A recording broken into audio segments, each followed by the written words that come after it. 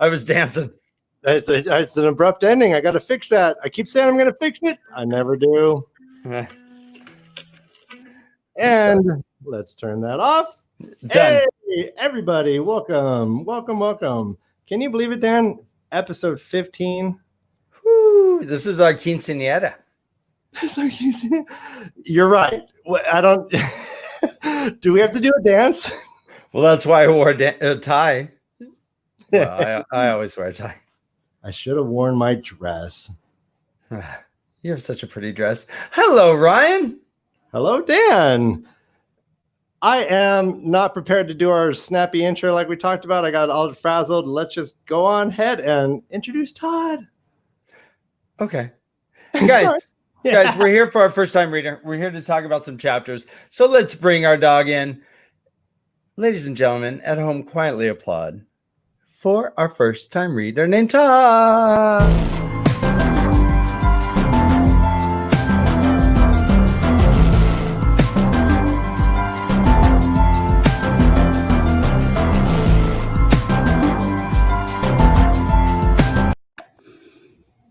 Did it again. You reading, dog? You? What's going on? Hello. What are you reading? Oh, sorry, you caught me. I was cheating. Oh man, throwing a curveball. That's a different show. Are you moonlighting? Todd's in demand. You found me out, dude. I got multiple shows I'm on. And why not, Todd? I mean, I encourage it. Find your bliss, my man. Just all the technology available these days. Yeah. Happy Thursday. Happy Thursday, guys. I love you both. How are you doing? Happy Thursday. Thanks for you guys waiting around to sit 9 p.m. Eastern, 6 p.m. Pacific.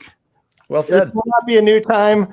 It's just a temporary change, but it looks like we got some people hanging out with us. We are so happy you're here. Thanks, everybody. Awesome. Mwah. Kisses like frisbees to dogs. Go fetch. Go fetch. Hey, look, every day I walk around like a zombie, like someone else is controlling me, like I have no will, and I just and I go from one thing to the next.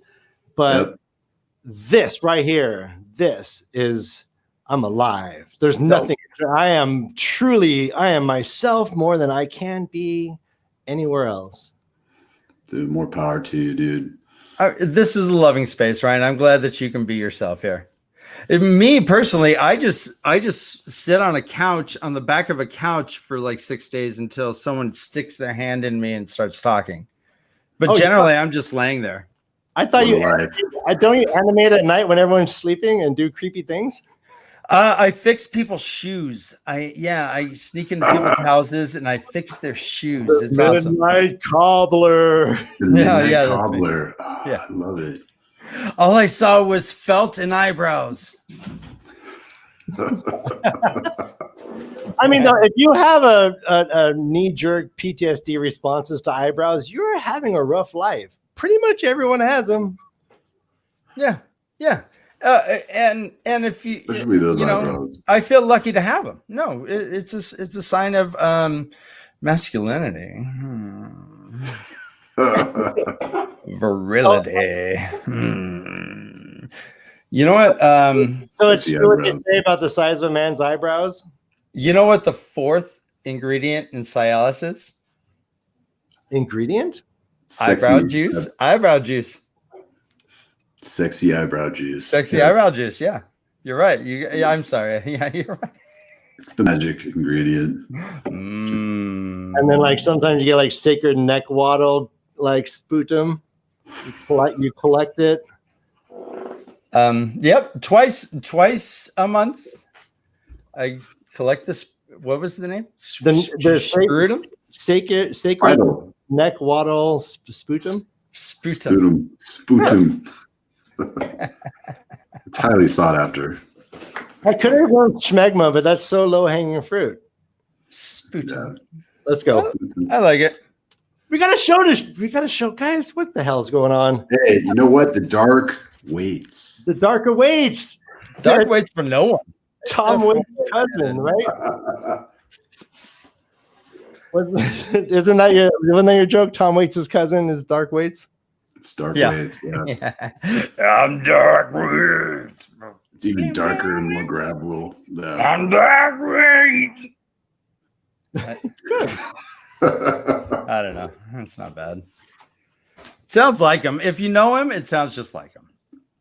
It's spot on, man. So yeah, this is chapter 33. It is the Dark Waits. It starts with the emblem that has the heron mark braid. The heron mark blade. Is it an Edmonds braid? No. Yeah, I'm tugging my heron mark blade. So this is right after Rand and Matt leave the Four Kings after the lightning storm hit the inn that they were at, and they ran away. It picks up with them on the back of a cart driven by Master Kitch. And they are just kind of on their way to Camelin from there.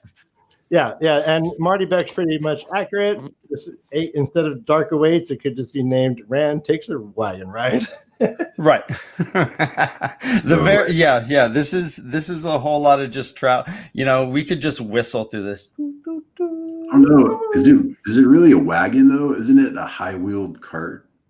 Isn't that what they call it? Is that the same thing? What's the difference between a cart and a wagon? Well, I think a high-wheeled cart would be very offended if you called him a wagon. Yeah, I agree. I guess a wagon's bigger, right? If you do a cartwheel, you're just doing a little thing. If you're doing a wagon wheel, is that even an acrobatic thing? It's too big. It's too big. That's when two people get on top of each other and then do it in unison. Ooh. Cirque du Soleil is known for the wagon wheels. You know what Cirque du Soleil means in French? It means super strong Canadians doing humanly impossible things like the wagon wheel. Yes. Exactly. Yeah. Amazing translation. Yeah. Thank you. So they are on the road to Camelin. They get a ride. They see the Kingsguard kind of come by. Matt's kind of getting better. His eyes is like, hey, I can almost see a little bit. And the Kingsguard comes by, and there's a whole bunch of them, and they're like, who's that? And Kitch is like, well, that's Kingsguard. 32. Oh, I'm sorry, Kings. I'm sorry. I'm misspeaking. Queensguard. May the light illuminate her. Yes. Them. I'm a Queens man. Or what? No, that's later on. Sorry. All right. So Kitch asks, hey, you don't recognize these soldiers? Where are you from? And at the same time that Rand says Two Rivers, Matt's like, oh, we're from far away. He's like, well, okay. Yeah, I guess neither of you were lying per se. Two Rivers is far away. But the Two Rivers we hear is part of the realm of Andor, of the Queen, Morghese, which is kind of news. Yeah, Rand just thinks the Two Rivers was the Two Rivers. Correct. What a bumpkin. Gosh. Correct. But they've never seen any guards that we know of. These people are strangers to Matt and Rand. So it does come as a surprise to them that they are part of a realm. And he kind of wonders how Master Alvear would react to that. Our lovely oligarch back in Edmondsfield who controls every industry. Not paying taxes. Yeah, they haven't paid taxes in a while, I guess. So what are you thinking about this ride on Master Kitch's cart? Yeah, they're just trying to get to Camelin. They're getting whatever they could get, whatever ride they could get. It's hard times for Matt and Rand, and it kind of like stresses me out, man. And it's exhausting just to hear their state and how they're like starving. You know, they barely get food, and like they're sleeping in haystacks and under hedges and like. Right, and it seems like it's raining every goddamn night. Yeah, and there's like a icy wind or something, and yeah, man, these two are just going through so much, and Robert Jordan like really brings you into it, I think, so well. He just puts you right there. So Master Kitsch does offer his farm. He's like, my farm's just. He kind of sizes him up. He's like, I know you're running from something, but you don't seem like trouble. I've been in trouble. I was in trouble in your age. I got a farm 5 miles that way. You don't look like Dark Friends. And Matt's like, what do you know about Dark Friends? What? Hand on the getting under his cloak, going for the dagger. Right. And he just goes, all right, suit yourself, and then and it goes down to his throat. So what is your reaction to that? Yeah, Matt is just super. He's going deeper and deeper into his paranoia. He doesn't know who to trust. You know, he thinks everybody's after the dagger, and it's really showing, I think, now. So, you want to remind everyone why you think why that's happening, Tim? I think definitely the dagger is having like some effects on him. It's like taking over, possessing him in some way. Cool. Okay. I think that's what it is. And I also think that Balsamon is seeping into his dreams, into his mind, and like making him even more paranoid, I think. Okay. Yeah. That's a good observation, because Matt does seem to respond to a bad dream just coming up here. They end up sleeping outside. Matt seems, before they go to sleep, he's like, he seems suddenly pretty vulnerable. And he's like, you won't leave me, will you? Now let's keep in mind, he is pretty blind still. His eyes got blasted from the sight of lightning hitting their building. And by the way, not that long ago, lightning like almost knocked me on my ass. I was in my garage and there was a flash of lightning and the boom came right then. And it was so loud and so bright. And I don't know if it hit something around, but it startled the heck out of me. And lightning is no gosh darn joke. I can only imagine what your eyebrows were doing in response to that lightning. They sizzled like from electricity, from the ozone. It's just like, they came alive like caterpillars. Like they just fizzled. Did they run all over your face and then come back and like recollect right at the same spot? I was able to get not only PBS but QVC just straight from the antennas that my eyebrows became. What'd you watch? What? What'd you watch? McLaughlin, of course, and then Antiques Roadshow. And then This Old House, I think, and and no Sesame Street, huh? Fuck Sesame no Street. Muppet Show. No, I don't. You know what, Ryan? I told you I got beef with the fucking. No, I didn't watch that.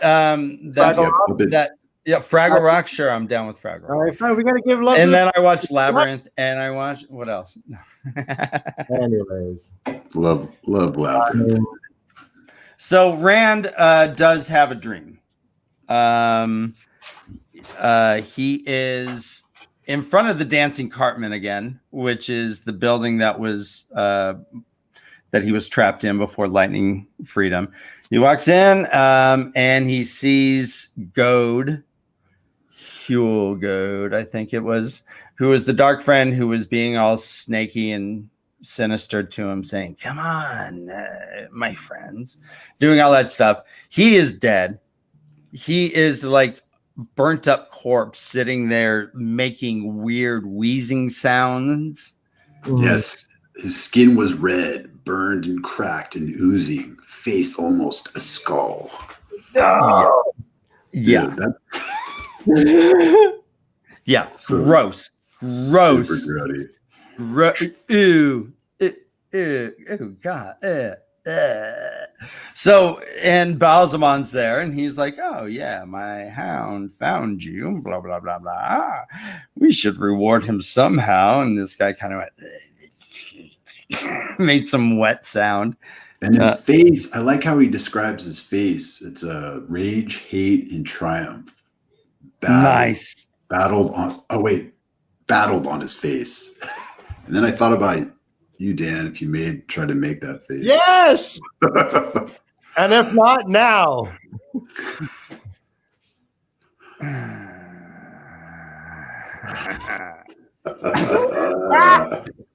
Yes. Was that it? Did you feel each one? Fantastic. Thank you. I have cloth bumps. Thank you. So we hear Balzamon again was like, okay, you are not going to escape me. He mentions the eye of the world will not save you. There's a lot going on. Let's take as much time as we want on what we learn or not learn. Like, there's a lot that's said. Let's say that. I'm not going to say what we learned. I'd like to go into this. First off, what do you think is going on with this dream? Like, is this a physical place they are in? Is gold there? Like, what do you think is happening right now? I think it's like one of those dream states, the same one that he's in with Balzamon. And it is like some place, I don't know, that he is actually connected to, that Rand is in and Balzamon is like in, I think. Well, what about Goad? And I think Goad's there because it kind of shows what happens to him and like his reward.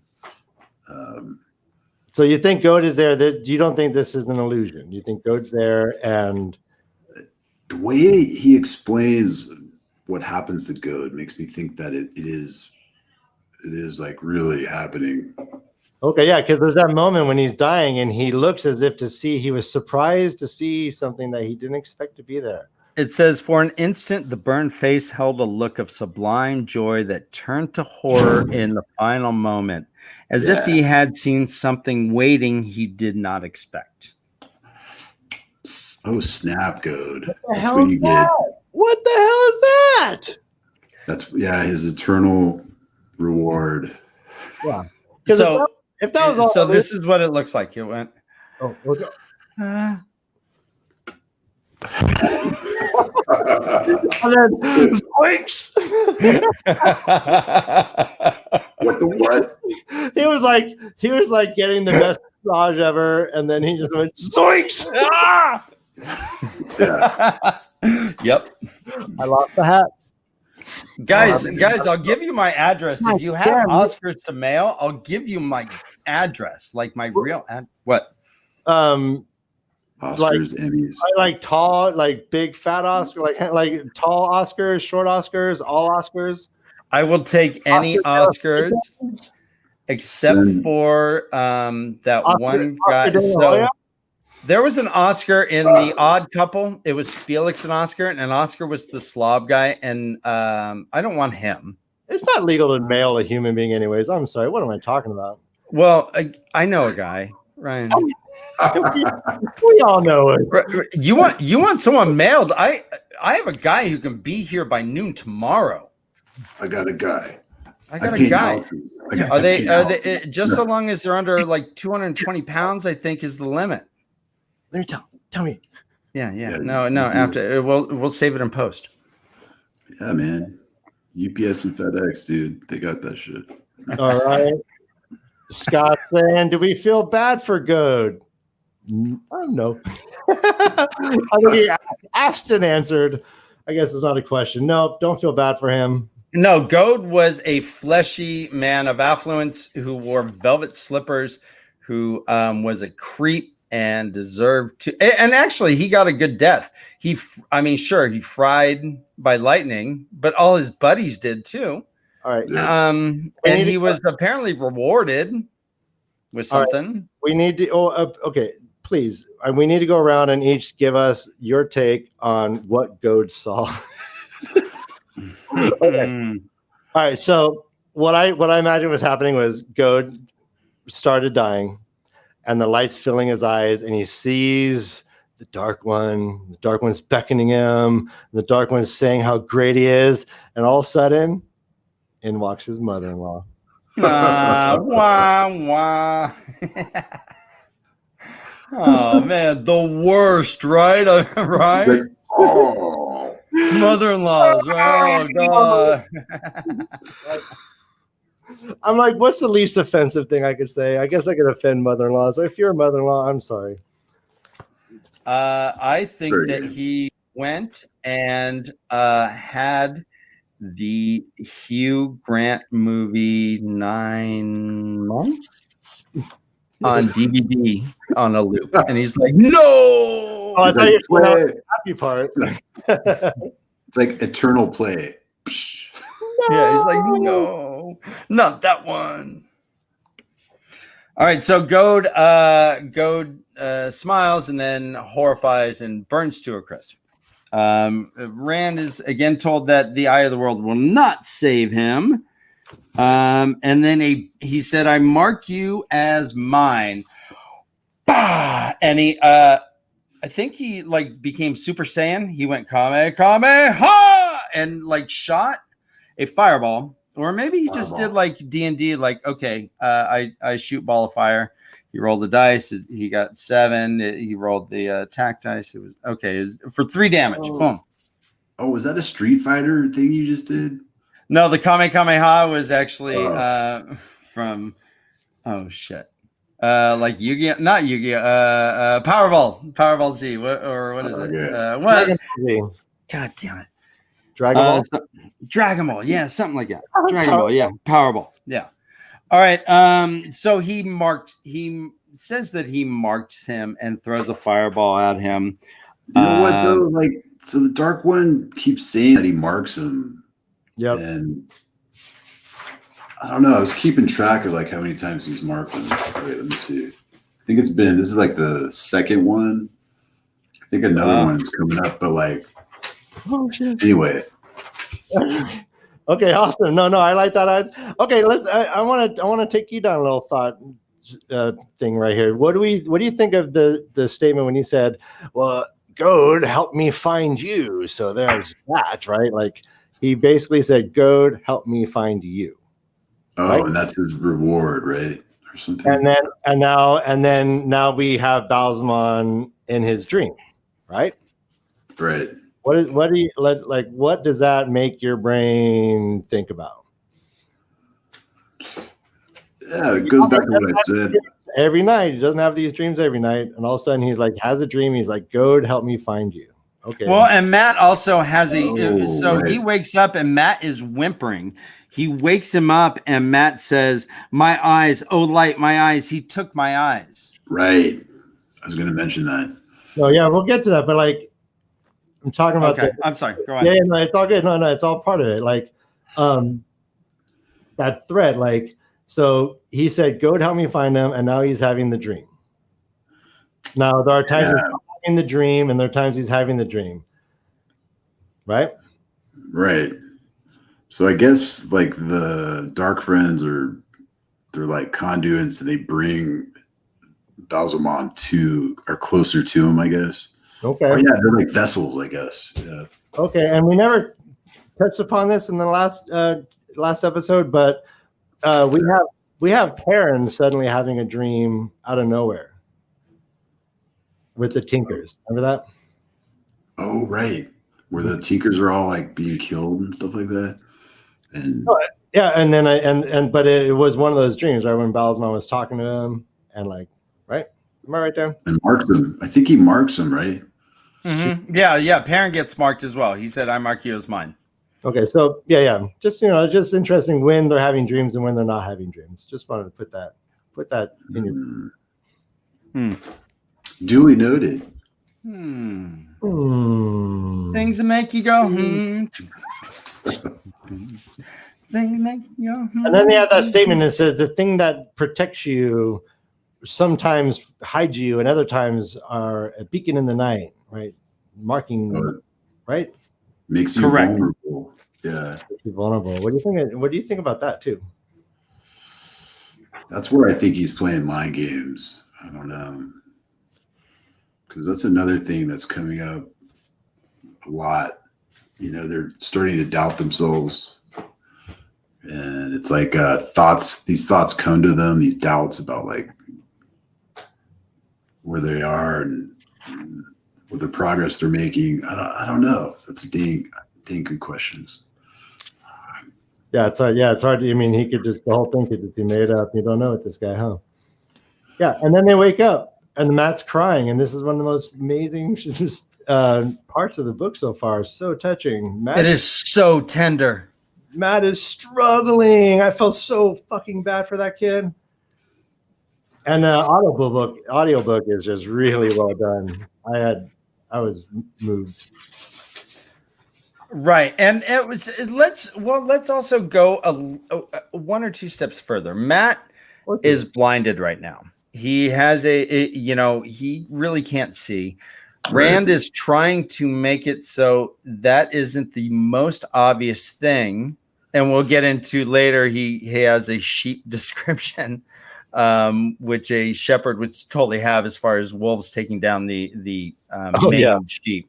What he's doing is he's I'm picturing him just like being the one who got the ride from Mr. Kitch, the one who was holding Matt's hand, guiding him by the hand. These are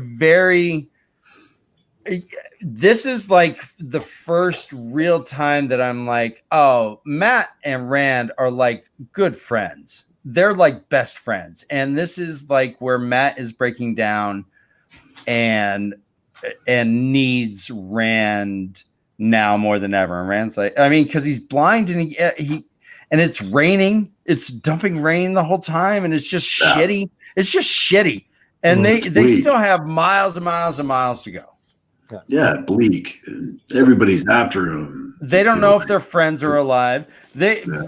Rand himself is like, God, if I see Moraine, I'm gonna give her a kiss. I'm just gonna. Hey, that's what you can do if you're a star. Is you can just walk up to Aes Sedai and kiss him. Just kiss him on the mouth. Yeah, can you give me a tic tac?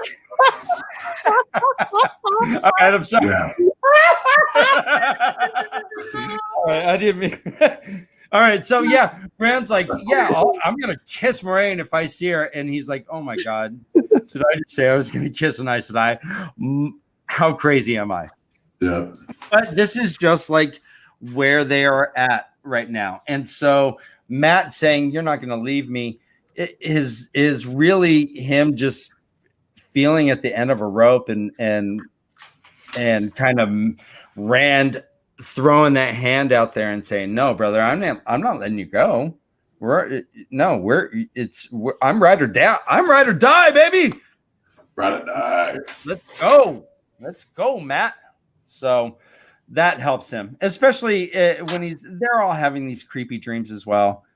God, can you imagine someone taking your eyes in a dream? I think Dean is giving us what that looks like right there. That's Rand after his eye. Matt, that's an eyeless Matt. One of those things. Anyway, so and then Marty is saying, and they are all alone. Yeah, we're all feeling it. And again, like, thank you, goddamn it, Robert Jordan, for writing so well. And not holding back. Like, Matt is breaking. Matt is like, that's a broken man being held like a baby by his like childhood friend and like begging him not to be left to be just slaughtered by like monsters. It's such an intense moment. And like super intense. And Rand, like, how amazing is fucking Rand? Like, he's just handling this shit, still handling it. Right. He's not. It's really amazing, like how And the guy, like, he's already not, he's having a hard time seeing. He went an entire day not seeing well, goes to sleep, and then the dark one comes and fucking takes his eyeballs out. He's probably thinking he's never going to see ever again. Like the moment, like waking up and having that and then still not being able to see. God damn it. Right. You wake up from a dream and you're still kind of blind. Oh, so intense. Well, so let's talk about that dynamic just a little bit, though, Ryan. So, yeah, Rand is kind of the leader as of right now that I would say based on how their travel has been. It seems that Rand has been the face of the organization. He's the one that gives the pitch saying, hey, I can play the flute. My friend can juggle. All that. And time and then they had to change plans because Matt was acting so shifty that people weren't even like giving him food. They could do a day's work and they were so like Matt was acting so paranoid. They'd be like, hey, why don't you run along? And they weren't even making a day's food worth of work for a day's work. So they had to change plans altogether because Matt's acting so nuts. Right. Yeah. And we'll see later that we do have a complete switch in this, that when Rand is incapacitated, Matt does step up and assumes that role. And we'll get to that. We're coming to that. Yeah, we're coming to that. But I did want to point out that up until now, Rand has pretty much been the Tam Thor. He's been the solid guy. He's been the guy who's the negotiator. He's the guy who and Matt is kind of just more the dude who is either hindering the whole thing or just kind of growling to himself, and people are like, okay, well, juggle. When he was with the kids, Matt was juggling. He was charming as heck. He was adorably charming. Yes. And things are starting to break to where he now is like, Rand, don't leave me, has another horrible dream and wakes up and is like, oh my God, he took my eyes. Yeah. What a horrible time right now. God. Yeah, frayed ends of sanity. We all could use a Rand in our life right now, for real. Yeah, he sees he says still some good people out there. He remains optimistic. Right, so that brings us to the next guy is Albert Mull, who comes up and won't give him a ride. Because he's like, well, you know what? Times are tough, man. But he gives them a couple scarves. He's like, well, these were my sons. They got their own. I wish I was a better man. And Rand's like, no, man, you're the best man we've seen in days. I understand, bro. Thank you. And Mull's like, well, okay. And goes off on his own. But these little things like that, really help him out, and kind of continue that thing of how humanity, when they're in dire straits, people are still there to help. And Rand's like, not everyone is shitty. Not everyone's a dark one. Not everyone is going to stab us in our face. Not everyone is going to, Yep. So this trip, Marty Beck's asking, what do you think of that guy Mole saying that it's hard times? Yeah, he says, it's hard times for helping strangers. Right. That's Is that a callback to that chapter title back in the day, Strangers? Oh. And then Marty asks, what does Todd think the hard times are? And I don't think he's asking in about your preferences. We're so gross, right? just straight to dirty. Just dirty. I'm just reading words. It's not hard to. No, I'm gross. No, in my head, I'm gross. I'm just a gross dude. The hard times are. You just got. You got Logan, who's this false dragon. Everybody's going to see him. You got the weather is like the winter is not ending. The crops are bad. Cows are going dry. There's all this. Just it's chaos, man. People are fearful. And the chapters do keep reinforcing that there are no leaves on the trees yet. And everything is still sparse. The only thing that has needles are evergreens and such. And crops are failing. Mm-hmm. And industry is, it's shutting down. All the markets have like really bad rotten food and stuff like that. Yeah. Back in White Bridge. Yeah. Those are the hard times. And everybody's just super paranoid. Everybody thinks everybody's a dark friend. I think later in the chapter, something about like, there's dragon fangs on all doors popping up and stuff like that.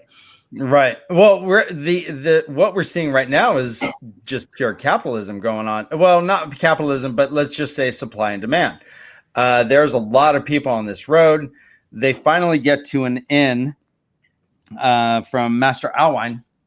What's his first name? It's Rulon Alwine. And he was chubby, which made Rand feel a little better. And his name sounded like it could have been from the Two Rivers. We have Alvir, we have Althor. He says it's a good omen. Correct. But the prices are fucking nuts. Yeah. But they decided to do it. I like what Allwine says, though. He's like, there isn't much. And what there is costs 5 times what it used to. It'll be more next month. I'll lay oath on it. I like that term. Yeah, I did too. Yeah. I'll lay oath on it. Yeah. So things are getting nuts. And it seems like supplies are starting to drop a bit, but Matt and Rand kind of divide their money. They kick out some coin, most of their coin, it sounds like, ruefully. But 10 minutes later, they're gobbling down some stew, man. Loving it. Finally, sitting by the fire with the stew and stuff. Yeah. It's great. Matt is still wearing his scarf indoors. The light from like candles and whatever the hell would light. Yeah, just candles, fire. Is still too bright for Matt at times. He seems to have the scarf by his eyes. He lifts it up and then just kind of ducks underneath again. Doesn't make you look suspicious at all. Right. It's really normal behavior. Right. But they gobble up food. They get their room. They just crash out. The innkeeper's like, hold on. No, hold on. Are you sure? We got an arcade down in the basement. And they're like, nope. Nope. We're done. We got a pool. We got a heated pool up on the roof. Nope. So they sleep. They sleep even if they're wet. They have wet sleep. Never mind. Go on. All Keep right. going. They sleep with their clothes on, even though they're damp, because this isn't the first. This isn't their first rodeo. They may have to split on a dime's notice and be like, right. "Oh, we got to go." And in fact, Rand said he slept with his hand on his sword hilt, which we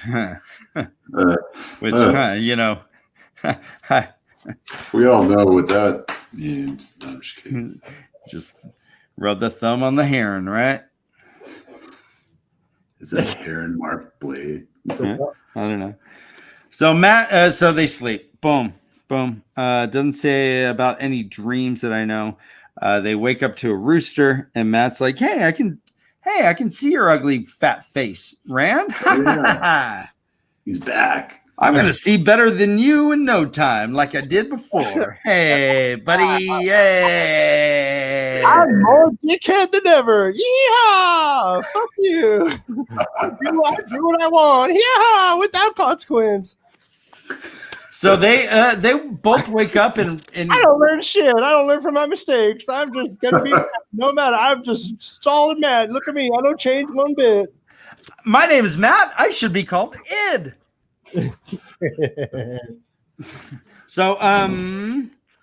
So they're both feeling good right now. They're both like, fuck yeah, man. That was a good idea. Tap, tap, tap. Good. You know what? In fact, let's go get some breakfast. We're gonna go get some bread, and we're gonna get some cold milk. And I think we're gonna get some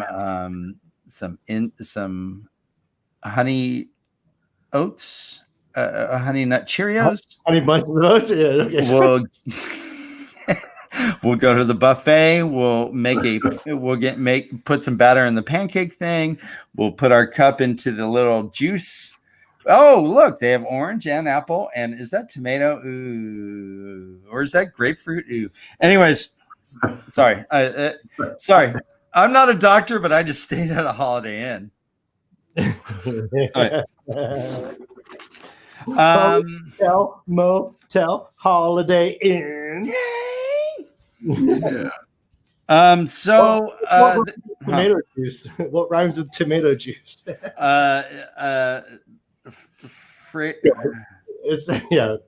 trouble going. I don't know. So they're sitting there, they're enjoying their stuff, they're eating bread, they're drinking their milk. Woo! This is as wholesome as you can get. This is 2 of the 4 food groups: dairy, grain, right? Yep. Right. Yep. Anyway. Legumes. And some like village youth comes in who seems like the coolest dude ever. Dude is carefree. He's like, he's twisting his cap around his finger. Yep. I did right. Todd and Ryan, I did that. I did that, I think. I was wearing a cap as I read that, and hell yeah, I twisted it to see how hard it was. Because what I did is I stopped mid-twist to see if it would just fall.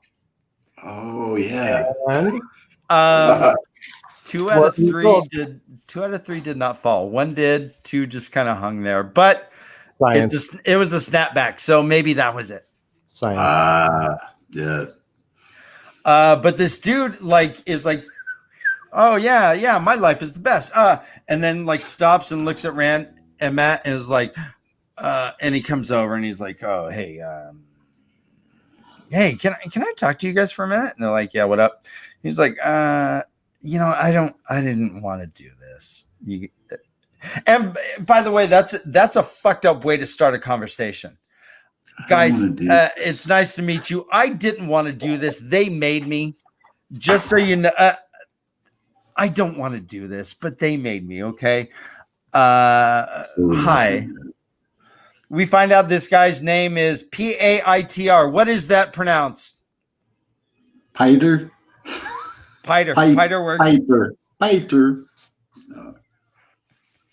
I say Pater don't pay, and hand it down. Just shake it on. Yeah, that was Taylor Swift. Thank you. I wasn't gonna say it. You stop. Like you start and then you stop. Like this must be very frustrating in bed. Ryan, I am a difficult person at times. Oh my God, give me a take. I'm going to make a YouTube video that's going to go viral, and then you just stop. Nope. I just stop because I don't know the lyrics. I don't know. I just fake it. I know that's funny. I only know 2 lines. Stop, it's gonna fake. Shake it up. That's all I know too. I thought, okay, that's funny. So Pater comes up, or Piter. Piter comes up and is like, so bros, you guys are probably cool. I don't want to do this. And Matt's like, you fucking dark friend. And at the same time, Rand's like, we're not interested, bud. Take it. So they both got the feel. Pater turns ashen white, looks, in fact, it says, I think here it says that it reminds Rand of what a Myrddraw looks like when he loses all the color in his face. Oh, right. But during this thing, but they were like, dude, piss off. He does not want to advertise that Matt is blind. Oh, right. He's worried. About walking to the door. He's like, oh shoot. He's like, I don't need Gimpy McGimp like going, but just like hitting things. He's like, no, we need to seem strong. We need to seem strong, and he does that wolf sheep analogy where 10 wolves just pick off a lame sheep and it turns his stomach, and it's pretty graphic, but it is a very apropos analogy for a shepherd to make. And my elementary school experience. Yeah. Oh, Ryan, I remember that. And I really blame Miss Castellum. I've never forgiven her for that. Oh wait, she pulled that on you? Yeah. Ryan got eaten by 10 wolves one time when he hurt his leg. It was horrible. But he got better. She dragged you aside and left you. So to distract from Matt getting up, he's like, hey, Peter, leave us alone. I'm not kidding. Knock it off. Don't mess with this again. While Matt's getting up, like, blindedly. I'm sure, right. And I'm sure that people that are that struggle with sight adapt well, but this has just happened to Matt. So this is still a very real disability for him. So when I say blindedly, I'm sure that there's most of the people who are truly blind in this world function just fine within their and are doing great. They're handy abled.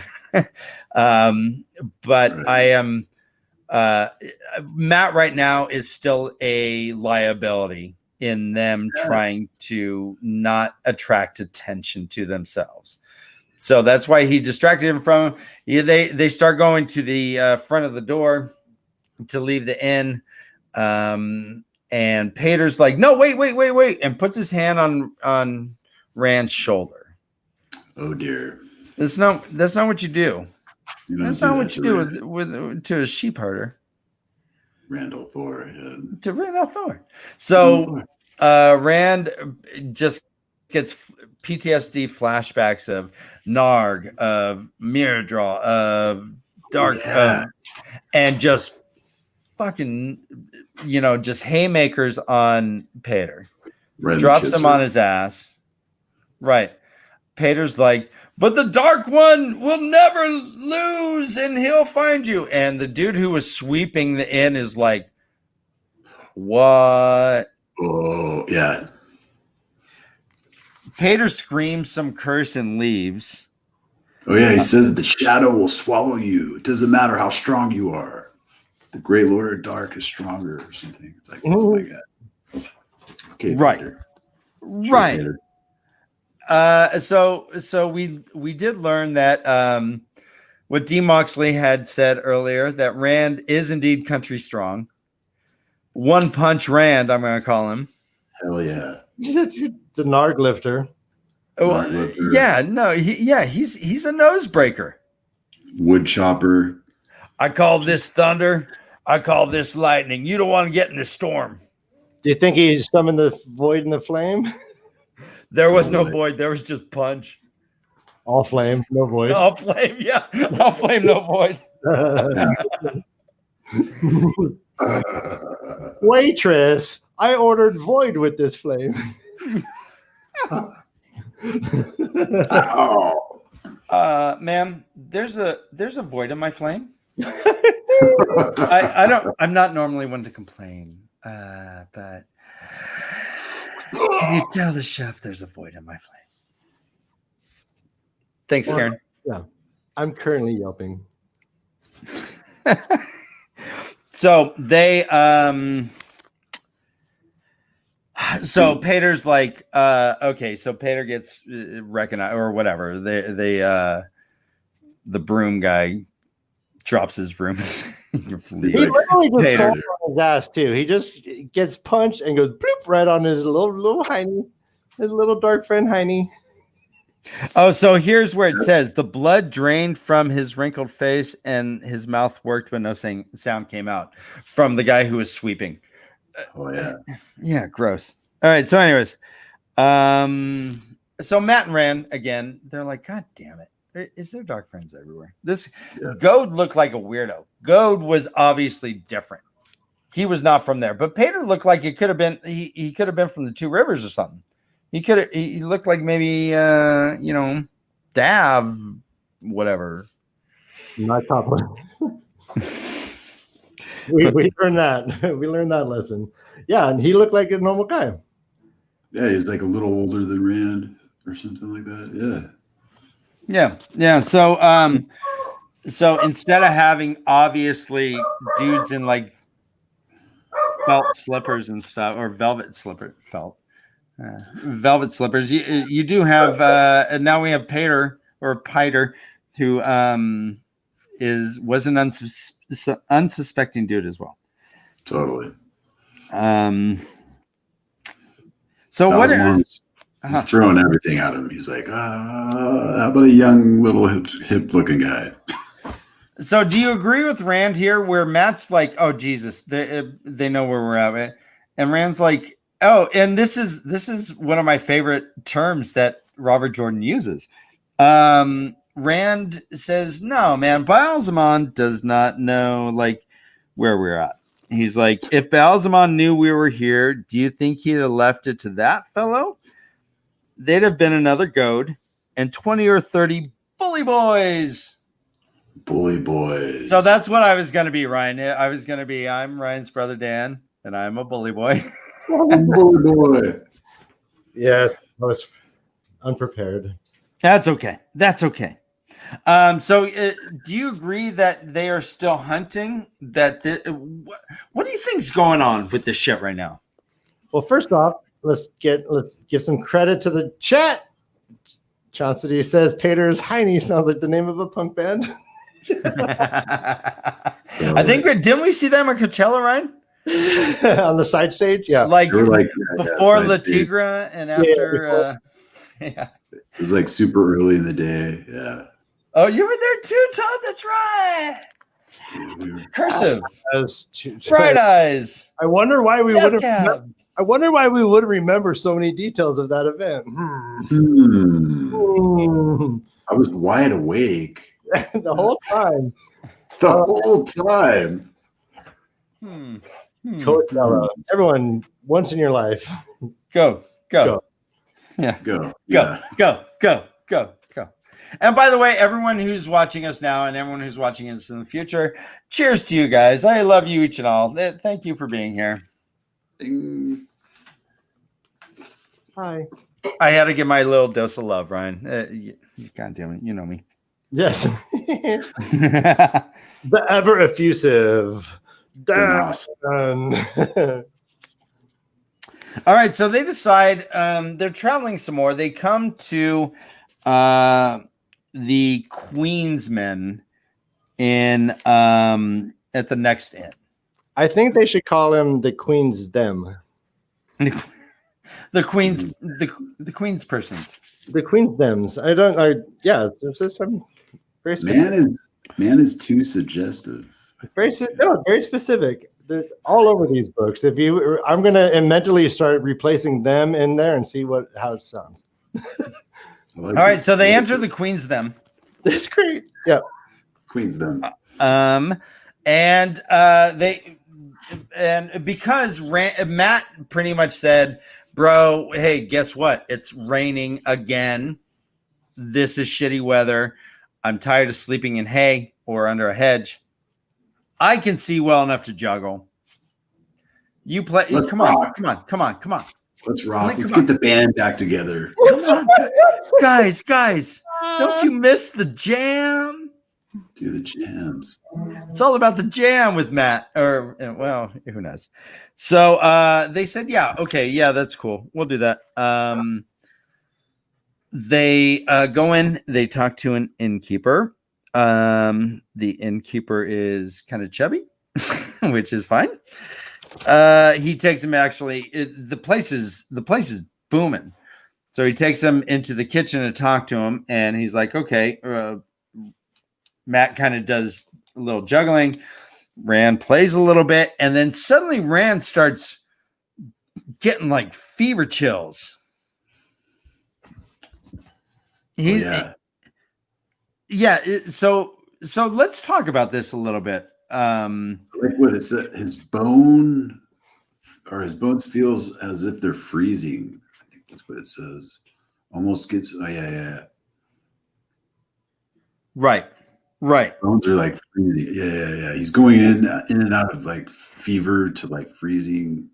Yeah, it's crazy. Well, and it says, as for himself, ... which there's not many ellipses in Robert Jordan's books. I don't know if I've seen one so far. It says, the queasiness in his stomach grew thicker. He dropped on a low stool, holding his head in his hands. The kitchen felt cold. He shivered. Steam filled the air. Stoves and ovens crackled with heat. His shivers became stronger, his teeth chattering. He wrapped his arms around himself, but it did no good. His bones felt as if they were freezing. End quote. Yes. So Matt's pretty badass here, though.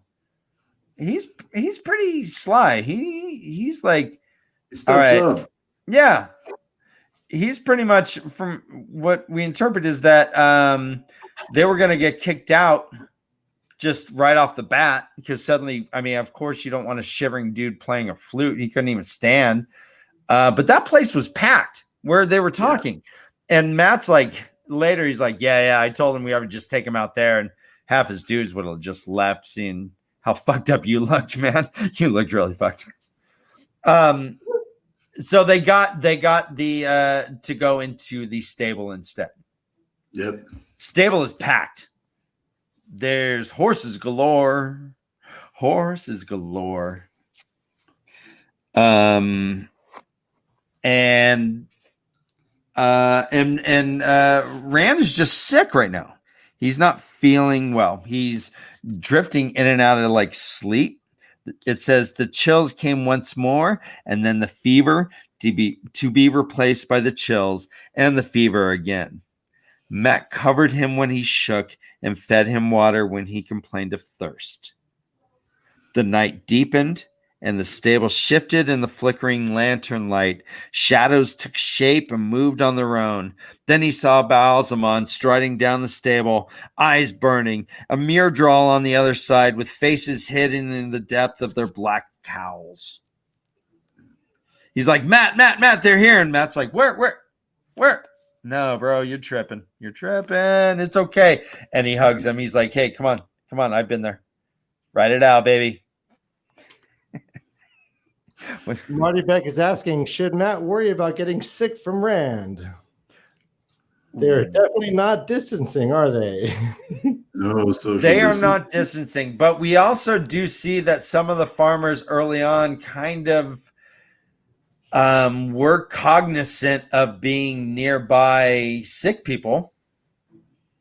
Or later on, when Rand's traveling, he's like, no, I'm just tired. I haven't slept in 3 days, and I ate something funny. But it seemed like the other farmer was like, kind of like, hey, your boy seems kind of sick. I don't know if that was Fanucci sick, saying, hey, I don't need that sort of stuff in my wagon, or if it was just, I don't know. I'm not sure how to interpret that, if they believe in germs or not. It remains to be seen. Yeah. All right. So Rand. This is crazy. Like everybody appears to him. Correct. And he sees more rain. Yeah. He sees Tom. He's pulling Tom on the litter. And Tom's just sitting there juggling balls, sitting cross-legged. Oh, no, not yet. Oh, okay. That's later. Oh, no, you're right. Yeah, sorry. But Tom appears, his clothes are all charred and his flesh is blackened and stuff, though. Right. And he's like, trust Aes Sedai, boy, and you'll wish you were dead. Remember, the price of Aes Sedai help is always smaller than you can believe, always greater than you can imagine. And what Aja will find you first? The red? Maybe black? Best to run, boy. Run. Yeah. Then he has a little conversation with Lan. Then Perrin. Yep. Egwin. Bill Domon appears. Bill Doman, yeah. Random. Tam, Like, yeah, all this, yeah, he has, they're throwing, his brain just threw the kitchen sink at him. Yeah, and Tam is like just shaking his head. That's all he does, right? Which is, that's like, for Rand, for Tam to just like be shaking his head and saying nothing, that's like heartbreaking, probably right there. Well, he says for a moment he thought it was Tam answering, but then he saw that Tam was gone. And Matt bent over him, holding a cup of water to his lips. Oh, yeah, it says, but the worst was Tam. Tam stood over him, frowning and shaking his head, and said not a word. You have to tell me, Rand begged him. Who am I? Please tell me. Who am I? Who am I? Easy, Rand. And then Matt woke him up. So he's having trippy ass dreams. There's these these are just straight out hallucinogenic dreams. Right. And Matt blew it again. Yeah, way to go, Matt. We were so close to the answer. Dream Tam was about to answer. But Matt was like, I have this great joke. I'm gonna get Rand with my joke, and he had to wake him up to tell him the stupid joke because he can't wait. Like, wake up, fat face. Come on, boy. I can see. Fuck you. I'm mad. I do whatever the fuck I want. Fuck you. Wake up, bastard. I don't care if you slow. Weren't you just having a fever dream earlier? Why would you wake someone? Let's talk about that. Why would you wake someone up from a sleep? He was giving him water. Oh, good point. Good point. That's true. Hydration. That's who I'm voting for 2020. Hydration, baby. DT asked, does he talk to Egwin? Ooh, I don't think Egwin shows up. Wait. Yeah, that's a good point. Well, I mean, hey, well, what? Come on, DT. What are you still doing quizzes? Come on, man. Just look it up. Come on, we not know the answer live on our own show now? All right. Okay. All right. Let's see. So, no. Well, I'm going to type in no. Guys, can I type in no? We only have 30 seconds. Let's go. Jeez, why? Oh, God, my heart. God damn it. What's our score? So it's in the midst of this crazy ass fever craziness where he's seeing Balsamon walking, he's seeing fades, he's hallucinating, having dreams. He hears the squeal of the barn door open, and some young kind of pretty woman is kind of walking into the stable. Rand is not sure if this is true or not, but he's like, Matt, hey, I'm seeing something. And Matt kind of wakes up, and then she says she was just here looking for a horse, but she never looks at any horses, just kind of looking at them as she's walking. She says, are you sick? You look sick. He's like, no, I'm fine. She's like, oh, I got some skill in this. Hold on. Yeah. She feels his forehead. She's like, oh yeah. Here, hold on. Yeah. And goes in and just tries to attack Matt. Matt is ninja, baby. Ninja. He's blind ninja. He's sitting there, blind ninja. She lunges at him with a knife. He moves and is like holding her wrist again while the knife got embedded into the wood where his chest used to be. So awesome. And doesn't he bust out a Shadar Logoth dagger too? Correct. The Shadar Logoth dagger is like pressed against her neck, and as soon as she moves, he presses it deeper, and she just sits there all dignified. She's like, well, I didn't plan this to happen. Didn't see that coming. Yeah, what do you know? So Rand notices that her dagger, he's like, Matt, her dagger, look. The wood... The wood started smoking where the dagger pierced the wood. What? Yeah. And what does Matt do? He just takes it out. He just grabs it like a weirdo. Who would touch that thing? Matt. No. Of course Matt would. Like, I would never touch that with a 10-foot pole. Matt's like, here, take this. Well, and it's funny. He says he took it gingerly as if it were a live adder. It looked ordinary, if ornate, with a pale ivory hilt and a narrow, gleaming blade no longer than the palm of his hand. Just a dagger, only he had seen what it could do. The hilt was not even warm, but his hand began to sweat. Yeah, Matt likes magic daggers, dude. Yeah. So, no, actually, he gave it to Rand. Or that's when he took it and gave it to Rand. Said, here. And Rand's like, And then he kind of hopes he didn't drop it in the hay because he doesn't know if it's going to start a fire. Maybe. It's a weird knife. Rand is sensing some tension from Matt and is like, Matt, no. And he's like, Rand, she was gonna kill me. She just tried to kill me. And he's like, please don't do it. Don't do it. And she's like, wait a minute, are you talking about killing me?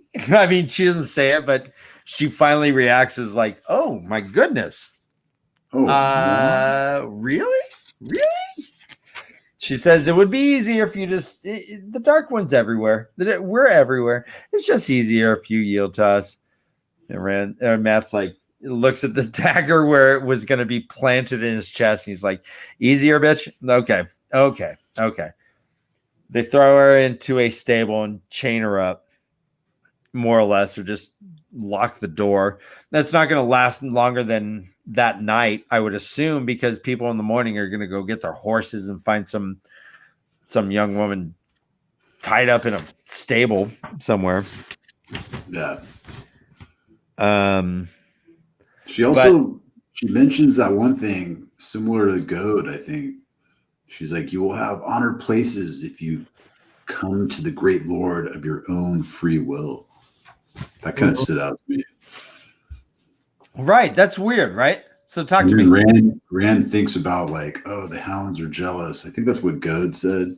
It's like, or someone said that. I can't remember what Dark Friend said that. So let me ask you real fast, Todd. So let's say Rand said, okay, I'm done. Fine. I yield. Okay, go ahead. What do you think that process is now? That's a good question. I don't know what happens. It's kind of like how the Mydrals and the Trollocs, they have the those choke spears or whatever. And it seems like they don't want to kill him. They want to like bring him to the Dark One, or bring him maybe to where's the place where he's at? The Dark One is Shio Ghul. Shio Ghul, yes. So that's what I think. They just want to capture them and bring them to Shio Ghul. Okay, let's go one step further now. We've met Pater, we've met Goad, we've met this young woman. What do you think that process is like? Do they go to Shio Ghul? I don't know. Yeah, maybe they meet up with all the other dark ones and their dark friends, and all go to Shio. I don't know. They carpool. The carpool, yeah. It's the Dark Friend carpool. A fucking A, man. Yeah, they wagon carpool. Dark Friend carpool. We are good. Hey, every day is Dark Friend. All they do is listen to Korn the whole time. Totally. And they're in the left lane, but drive all slow.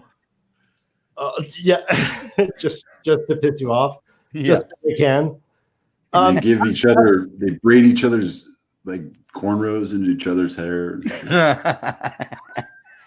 Brother Dan, and we're not trying to say that everyone with cornrows is the Dark One. Brother Dan, I believe Todd has never seen the Shadow Palace video because we've not been able to show him because of the Pater reference. Oh, there was a spoiler. So now the spoiler is done. spoilers done. We get to watch it. I have it ready to go. Oh, I'm so happy for you, Todd. This is a great, and we're gonna go from Shadow Prow fucking carpool to the check this out. Yeah, this will just be a short little video. Cool.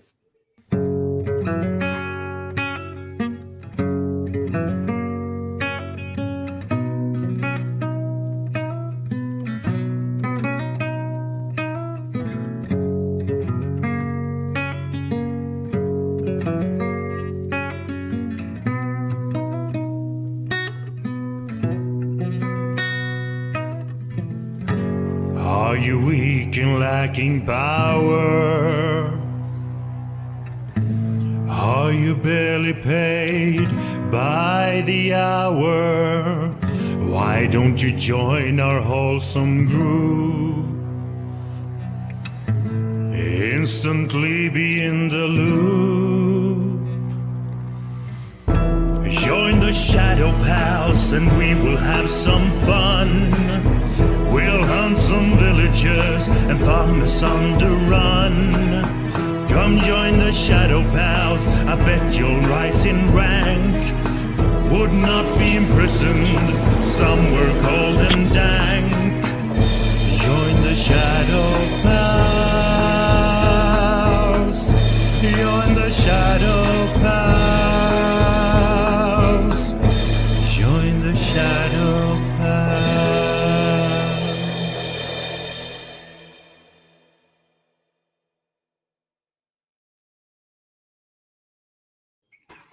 Dude, awesome. Oh, dude, the puppets spelled out Shadow Pals. That's Yeah. Okay. dude, bravo.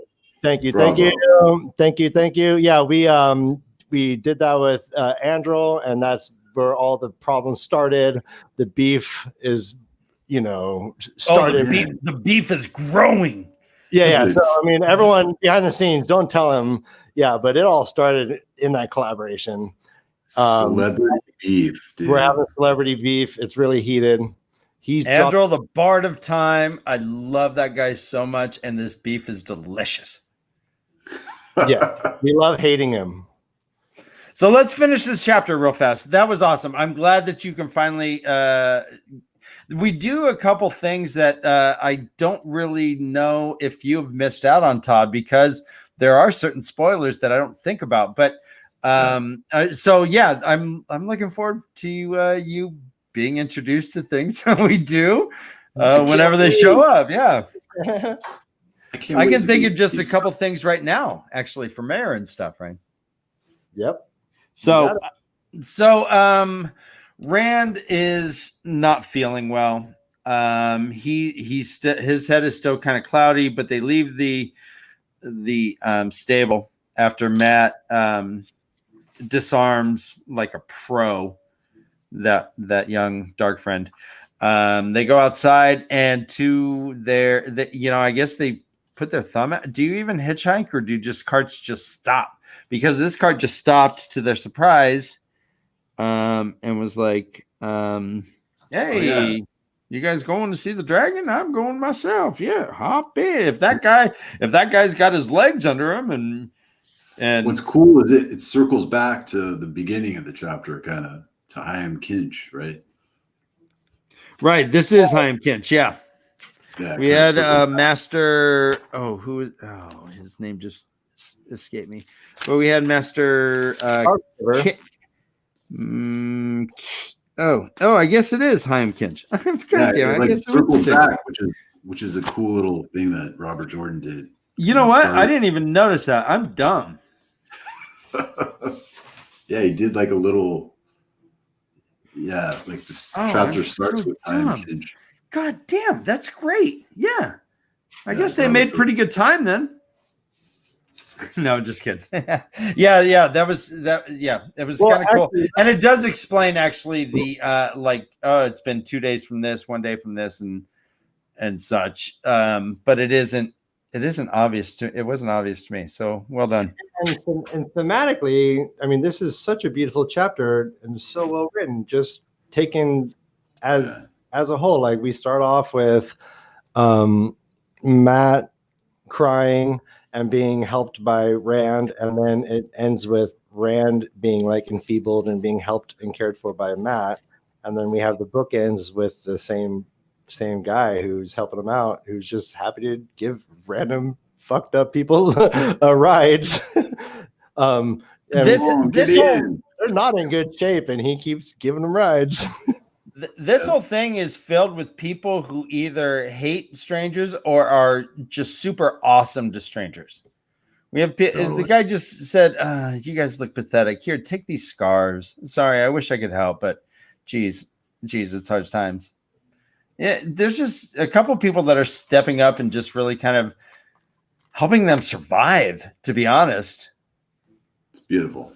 It is beautiful. It is beautiful. It takes a village, guys. There are good people out there still. Damn it.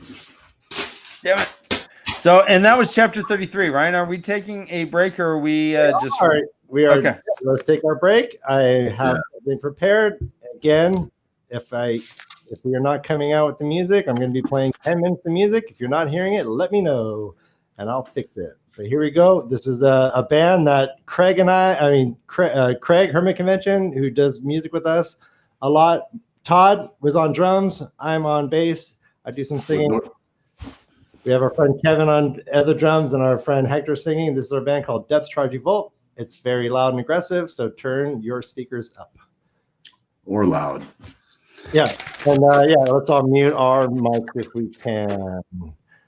Got it. All right. And I'm going to go.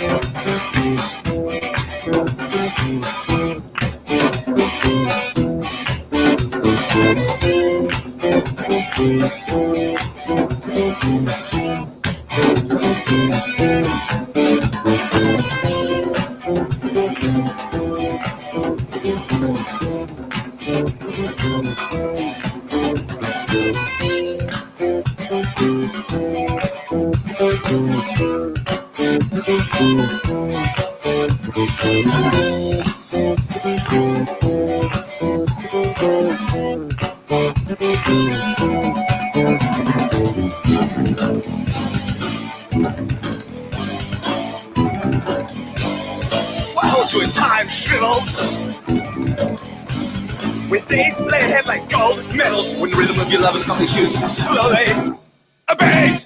When does your respirator turn down? When does your respirator turn down? When does your respirator turn down?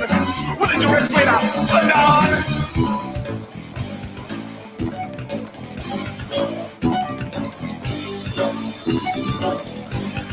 Doppler, that fix.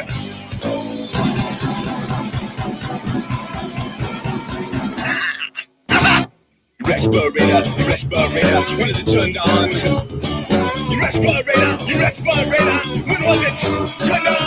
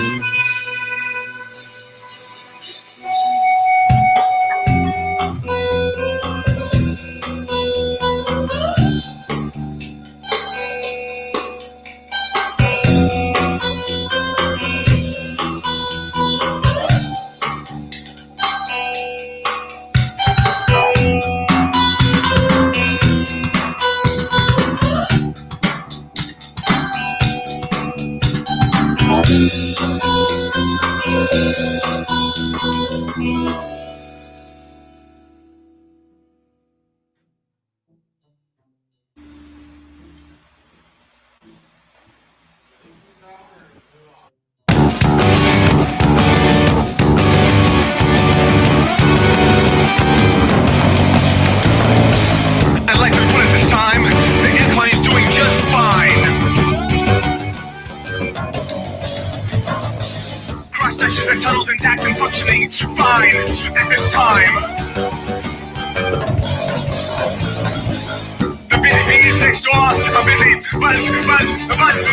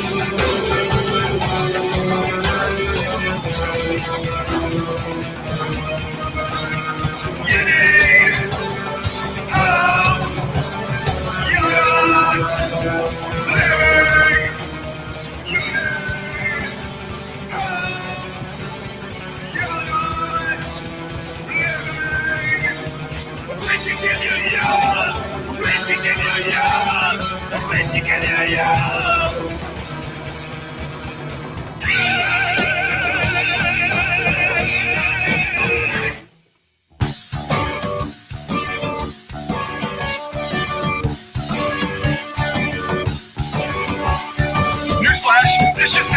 I have a double claiming to report. That colony has been destroyed. Our dead colony has been destroyed. The local youth have constructed a ramp over the hill of that which was their colony. They are riding the famous bicycles over and over and over the thousands upon thousands of bodies. This is a mess of body parts, legs, and the nice torsos. We have just learned, we had a special report. We have just learned that the queen is dead. Queen is dead.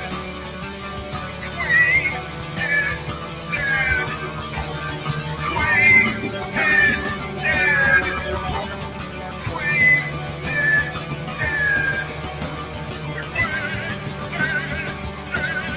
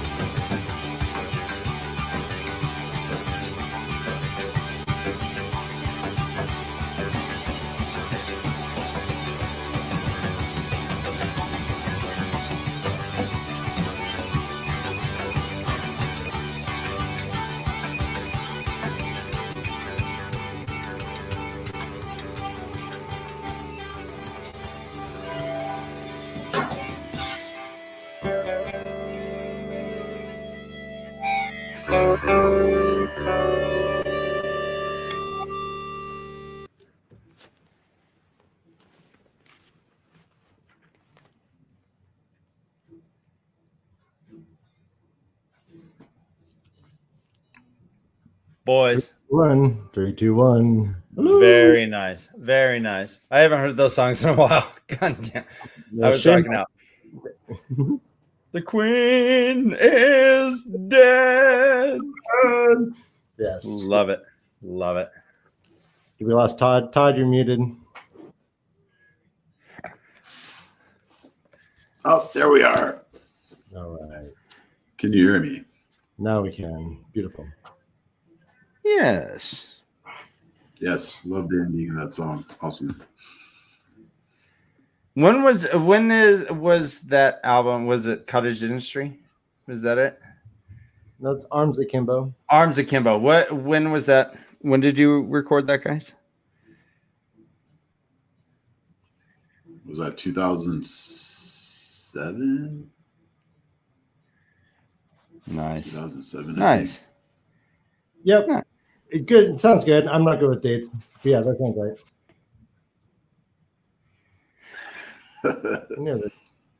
There's the artwork. Yeah. The Treasure Vault. The album's called Arms Akimbo. There it is. Nice. 2008. Yeah, recorded in Released 2007, released 2008. 2008. And that bass line was, I was recorded that with Brian Kenny Fresno watching along. That was one of my group. No. Yeah. Oh, that's right. Watching me Fresno record. was It was in so the nerve-wracking, studio. but yeah, turned out great. Brian fucking Kenny Fresno. That's who. That's who. We're going to get copyright stricken. Oh, did I just demonetize him? All right, so We have to be all right, careful we're doing these one more days, chapter. these We hard are times. doing The Last Village. It has, as an emblem, one of the cooler little emblems. It has like 3 black squares. The middle square is a skull with horns. The right square, as you're looking at it, is an upright fist. And the left square, as you're looking at it, is some sort of weapon type thing. It's badass. I like this emblem. Super scary. It's kind of like scary too, right? But I like the fist, and he's kind of smiling. If you're looking at it, so look at it. So look at it right now, Todd. Like stare at it. Yep. That dude, he's kind of smiling, right? Yeah, he's kind of like. He's like, yeah. He's got a big old grin. And he's got his fist up. And he's like, power, baby.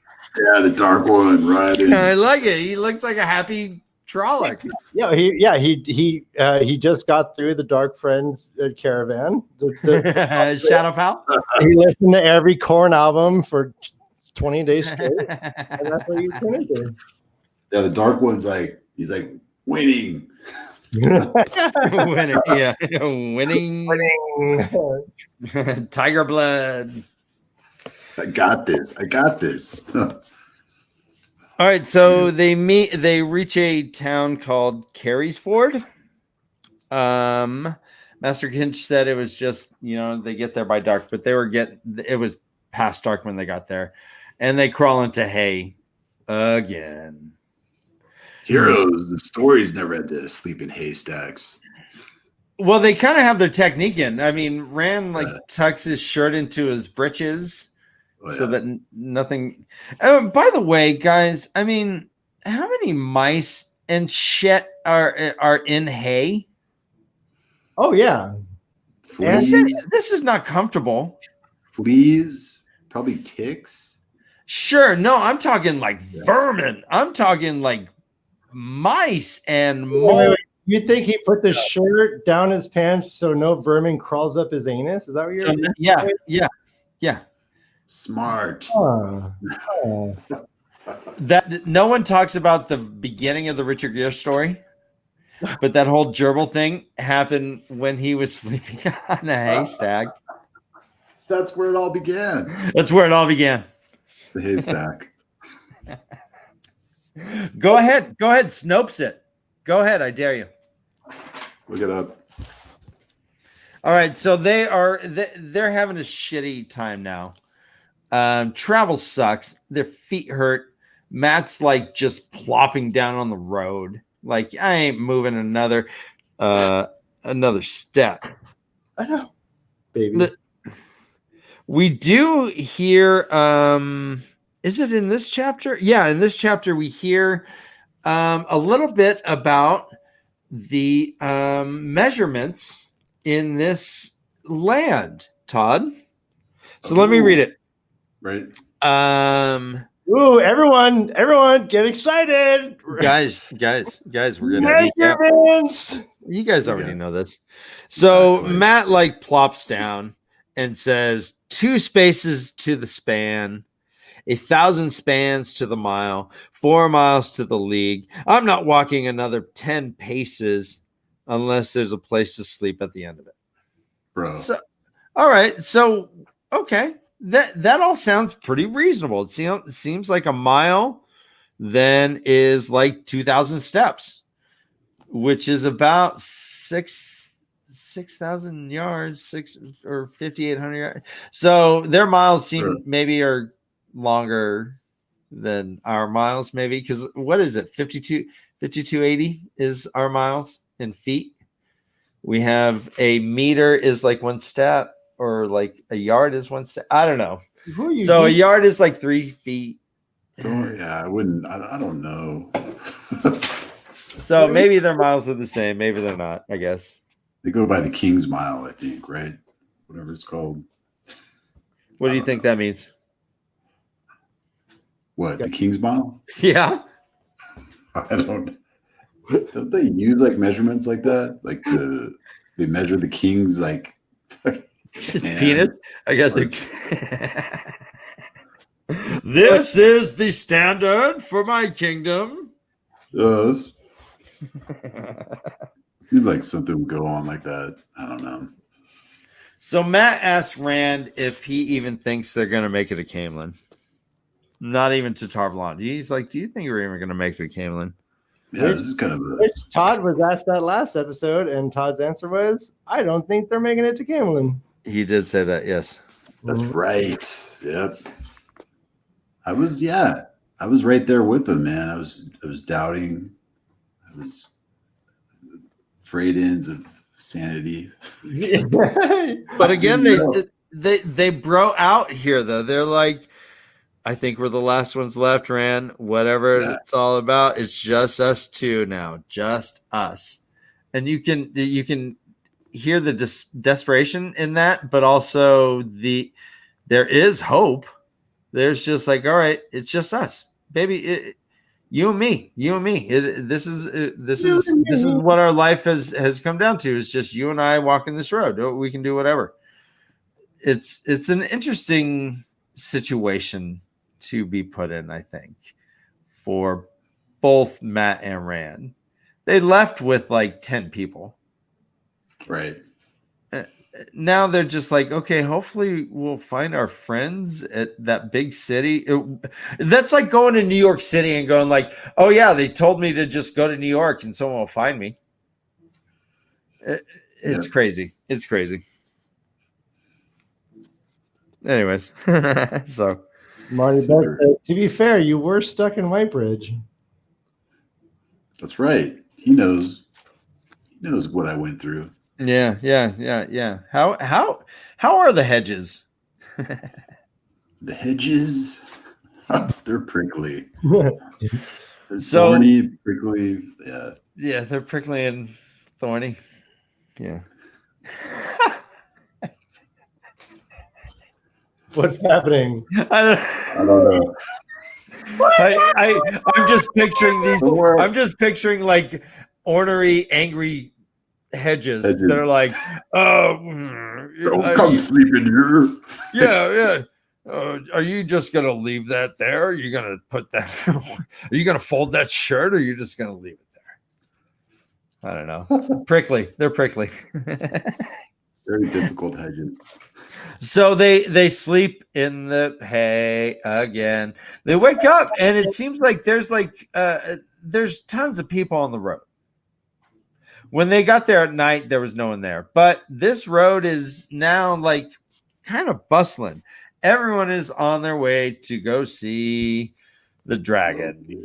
I just had an image of like the haystack being on the side of the road, and they both pop up at the same time. And they just see all these people. Whoa! Look at the people. Just 1, 2, 3. Woo! Woo! Yeah, fully covered in hay, comically. Picking hay out of their face. itching, Apparently, Look ran at all these fucking people. checking their anuses for animals. So along with like farmers and travelers, there's also merchants. And we find out that merchants' guards are assholes. total dicks. They are total dicks. They even have pointy helmets, right? Well, I don't trust people wearing a pointy helmet. I try to be open-minded, but Jesus. That's really funny. But they weren't stopping for anyone, and they we're just abusive to Matt and Rand and called him a dark friend. Get out of the road, dark friend. Oh yeah, he jams him with a spear, right? Yeah. Yeah. Well, because all right, so there was here's how it's described: a flicker of motion as the first wagon rumbled close was all the warning he had.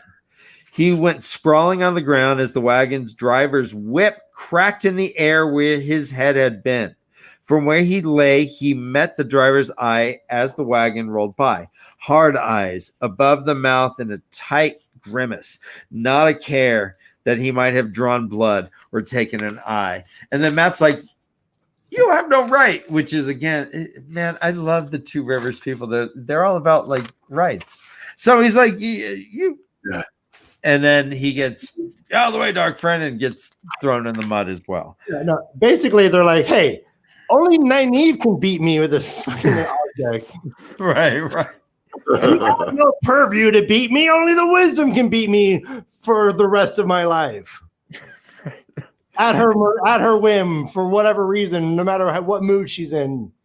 Sorry, go on. So we also have, besides these, we also have the queen, the guard, the Queen's Guard that's on the road, and some of the farmers. So it seems like the locals are kind of pissed by all this commotion. This road is probably not nearly as crowded as it's like. There's a all right. Let's say that there's like a Rose Bowl game in Pasadena, and then the 110 is completely backed up, and everyone who lives there is like, I'm just trying to go to 7-Eleven, and the road, it takes 20 minutes just to go to the store, and people are just pissed. So this is what it seems like, but it's probably been for a while because this,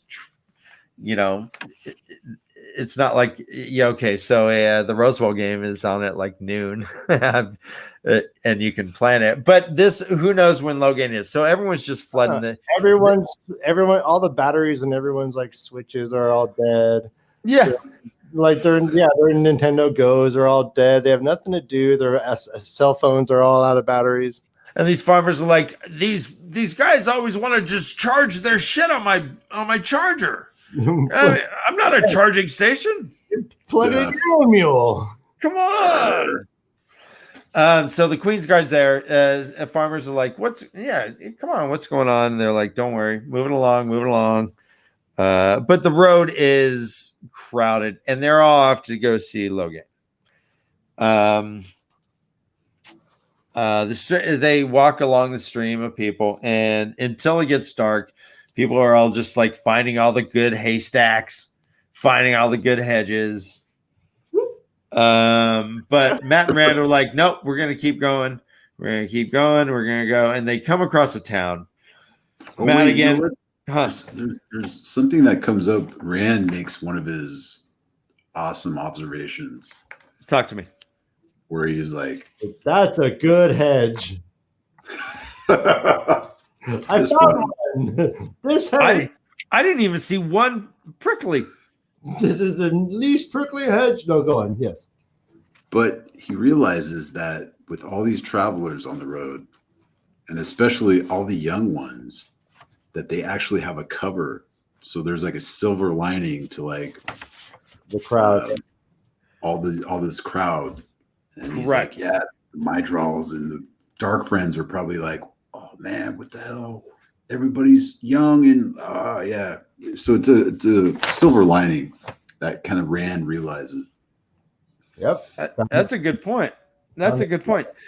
But to that point, there is also this paranoia because they think that not only are all these people, there could be followers of this dragon, or there could be dark friends anywhere. And what's the difference? They don't even know if there's a difference between someone who is like a low gain disciple and someone who is a dark friend. And how would you even know? So there is this sense of paranoia even as they're going. Totally. They finally get to a town, and they said, okay, we're gonna go to like the far end of the town. Let's keep going. Even though Matt's like kind of bitching and moaning as he does. They see the first inn there. And they're like, okay, fine, we'll go into this inn. But they're kind of hanging out in the shadows, and they see that there's like someone who is like hitching his cart and his horse and doing it, but seems to be like listening in on these two guys in the shadows. One who turns out to be the innkeeper of this place, this inn that they were about to go into, and the other turns out to be a fade based on the fact that the cloak did not move when it was walking away. And Rand has like this vague tingling, hair stirring on his arms. He's like, he knows. He has that feeling again that he gets with fades and stuff like that. Right. And he could tell that this is an uncomfortable conversation. This dude, the innkeeper, does not want to be talking to this shadowy dude. And it seems like the shadowy dude is doing most of the talking. And they're just kind of hiding and watching. And the guy who's like hitching his wagon and stuff finally calls him out. And it says, strange friends in the dark for an innkeeper.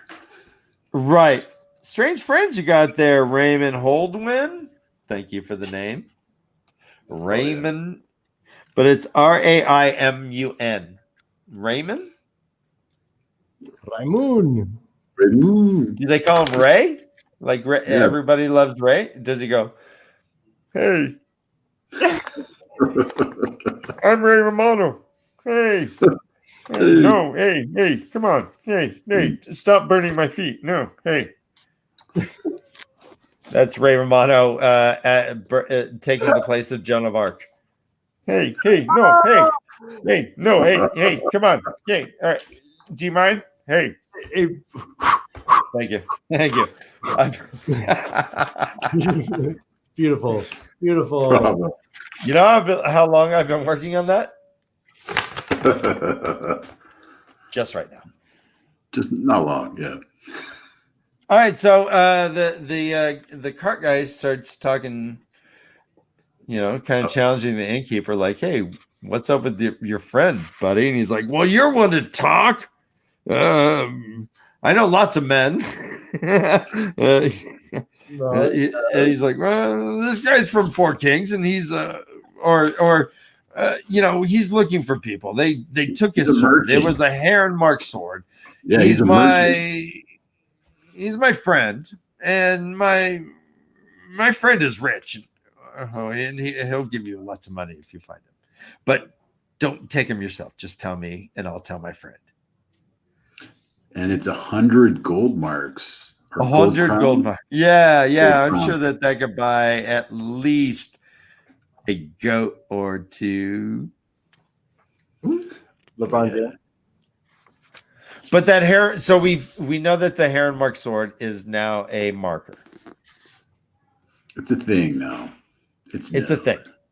And Rand was a little concerned that juggling and pipe playing in inns may have been a thing or not. He was reluctant about doing the Gleeman stuff because he wasn't sure how much information Goad had passed on.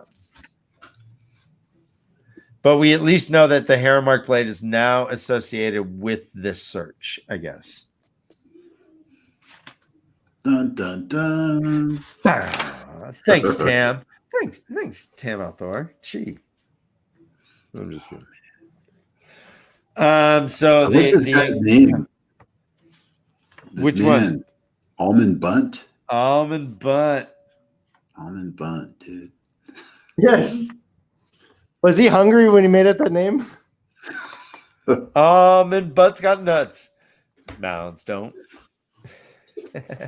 No, it's Almond Joy. Sorry. Yeah, Almond Bunt sounds like a type of cake that would be made on the Great British Bake Off. Totally. And Paul Hollywood would be like, "Oh, you make all right? That's an almond bunt, all right," and cut it up and look him right in the eyes. He eats it and he goes, "He's spongy. That's a good bake. That's a good bake. It's a good bake. It's good. Well done, lad." Nice. And then they turn around, and they go, "Oh," and everyone just gives silent like thumbs up. Well done. Yeah. Well done, lad. Well done. You impressed him. You baked the shit out of that. Attaboy, mate. Dan wants to live in a world where everyone calls each other lad. Lad and mate. Yes. Lad and mate. And I'm boy. forcing it here, and Michigan has not adopted it yet, but I'm trying. I think we should let's open a bar called the Lad and Mate. All my kids' friends, I go, "Hey, lad," even if they're male. So, almond bunt. It's got nuts. I can't. I'm trying not to. All right, so almond bunt is like the boys are like, all right, well, almond bunt apparently is going to drive all through the night. The traffic sucks. So he's doing the all-nighter. He's doing the old red eye. He's doing the old trucker turn up. He I think he had some coffee and some, what else keeps you up? I think he has a bunch of like Mike and Ike's in his pocket. He's like, "Yeah, I'm good. I got my headphones. I'm fine." And he's going all night. He says he figures he can be by Camelin in the morning. The boys hear that and they're like, "Well, shit, there's a fade right there somewhere." And he's bolting out of town. Let's do it. Rand's like jumps up and is like, "Hey, couldn't help but overhear that you're off to Camelin." Ha ha ha. He covers up his sword so you can't see it. Almond Bunt's like, "Sure." Yeah. Yeah, he's like, "You have to see the dragon." And Rand's like, "The false dragon." He's like, "Well, okay, sure. Okay. Oh, man. All right. And we find out Almond Bunt's a good Queens man. Them. Good Queens them. Yep, he's a good Queens them. Yeah, and he's a talker. He kind of keeps him up. He kind of, You know what though? There's like a really good quote right here, or not a quote, but like Robert Jordan lays it down right here with this passage, I think. Hit it. And Rand is like kind of observing, he's like in the cart, they're in Almond Bunt's wagon, and he's looking out on the land, and he says, "Darkness weighed heavily on the fields and farms, dotted with the lights of farmhouses. The lights seemed distant, seemed to struggle vainly against the night. An owl called, a mourner's cry, and the wind moans like lost souls in the shadow." Oh, nice. This is the way. Yeah. Beautiful. So I really like that passage. So we hear a couple things. Almond Bunt has got nuts, and he does drop a couple things. He does say that there needs to be a little bit of change in regards to the relationship with Tarvalon, I guess. Did you pick up on any of this? Yes, he talks some mad shit about Aes Sedai. Mm-hmm. And it brings up another Aes Sedai. This is the second Aes Sedai in the story that's named, I think. He talks about Eladia or Elada. Eladia. How do you want to say it? I think it's Elada. Elada. Okay, Elada. Yeah, that's good. Yes. And I guess she's with the queen in Andor. Is that where she is? Mm-hmm. Mm-hmm. And describes the Aes Sedai as sitting in a palace like a spider. I thought that was really interesting. Well, Almond Bunt also says that Morghese is no puppet to dance for any Tarvalon witch. And Right. what up, Almond Bunt? I mean, you want to just use puppet as a slur? Or, Ooh, I mean, yeah. you want to go Bunt? You're like, I thought you were a good Queens man. Yeah. No, you're gonna be a good broken nose man if you keep talking shit on puppet. God. All right, I'm sorry. That's my Alec Jones. If I go, Hold it back. Dude. I'm a butt. You want to turn Frog's Gate? I'm sorry. Oh God, I'm sorry. All right. So, anyways, so we hear, yeah. So he has some knowledge, it seems, about the queen. He loves the queen. He's a good queen's person for sure. And he does not like this person. He says this talks about Elida. Leia's got too much influence over the queen. We also hear him mentioning that, and he prefaces it by he's a good queen's person every time he says something. Is that to send the daughter heir off to Tarvalon to study with the Aes Sedai, and the eldest son goes off to study with the warders. Right. I believe in tradition, I do, but look at what's got last time. We don't know what last time necessarily was. We hear that Luke died in the Blight before he was ever anointed first Prince of the Sword, and Tigraine vanished, run off or dead when it came time for her to take the throne. It's still troubling us, that.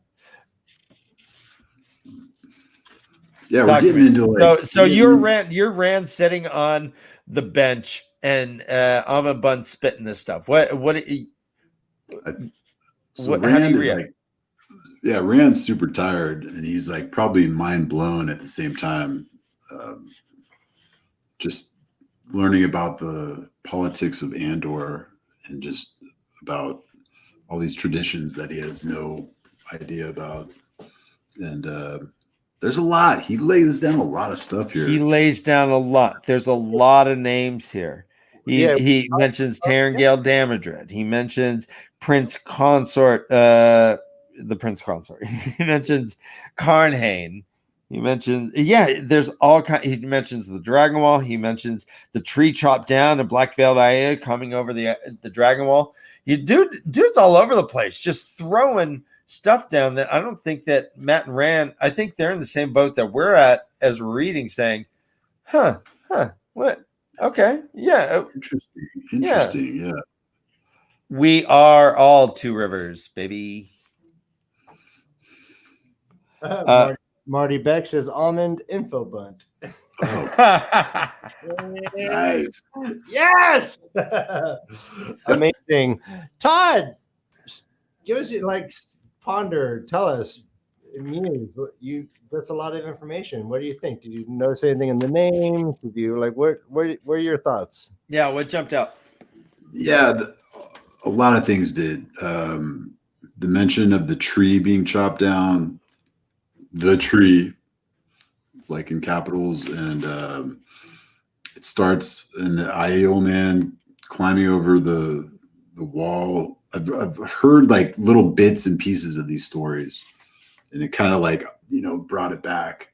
And I was like, oh wait, yeah. And I actually I was like in the glossary, like looking up all these things and trying to piece it all together. And it's rich. It's a rich history. Take us through. So what'd you learn?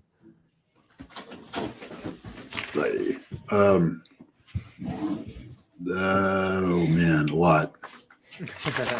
Hold on, sorry. And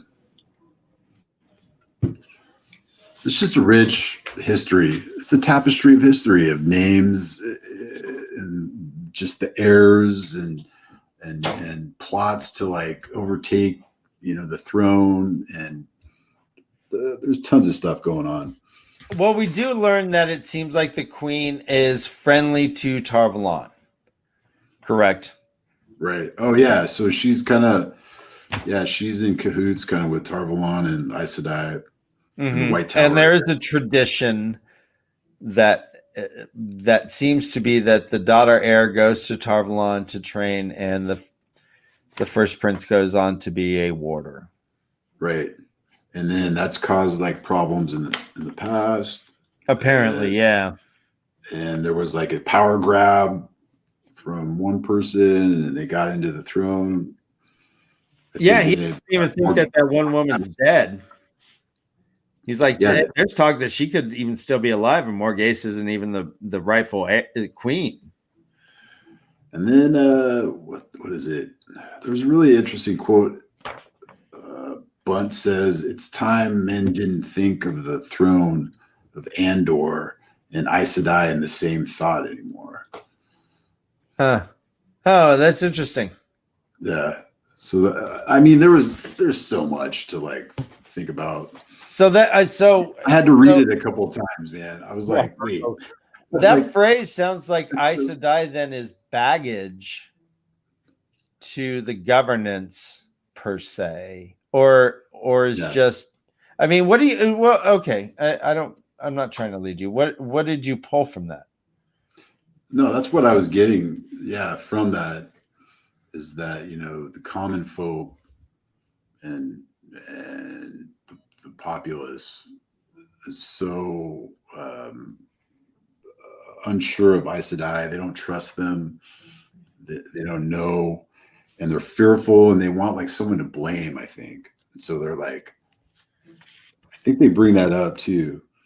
It's a time of fear, and they just want someone to blame. And like the Aes Sedai, maybe they're just a good scapegoat to always use. Right. Know. Right. Well, yeah, sure. There's a lot.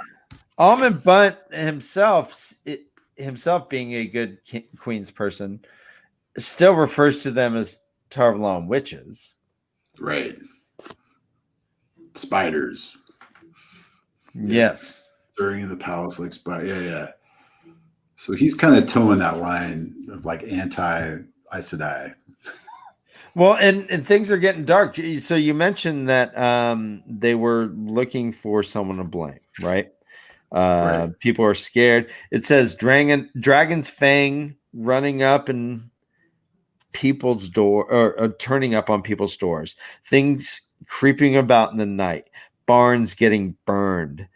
Fellas around like that friend of Hawkins scaring people. Yeah. Barns getting burned. I mean, so this is like vigilante nutso stuff. You carve a dragon fang on someone's door. Is that like burning a cross? Or, I mean, what?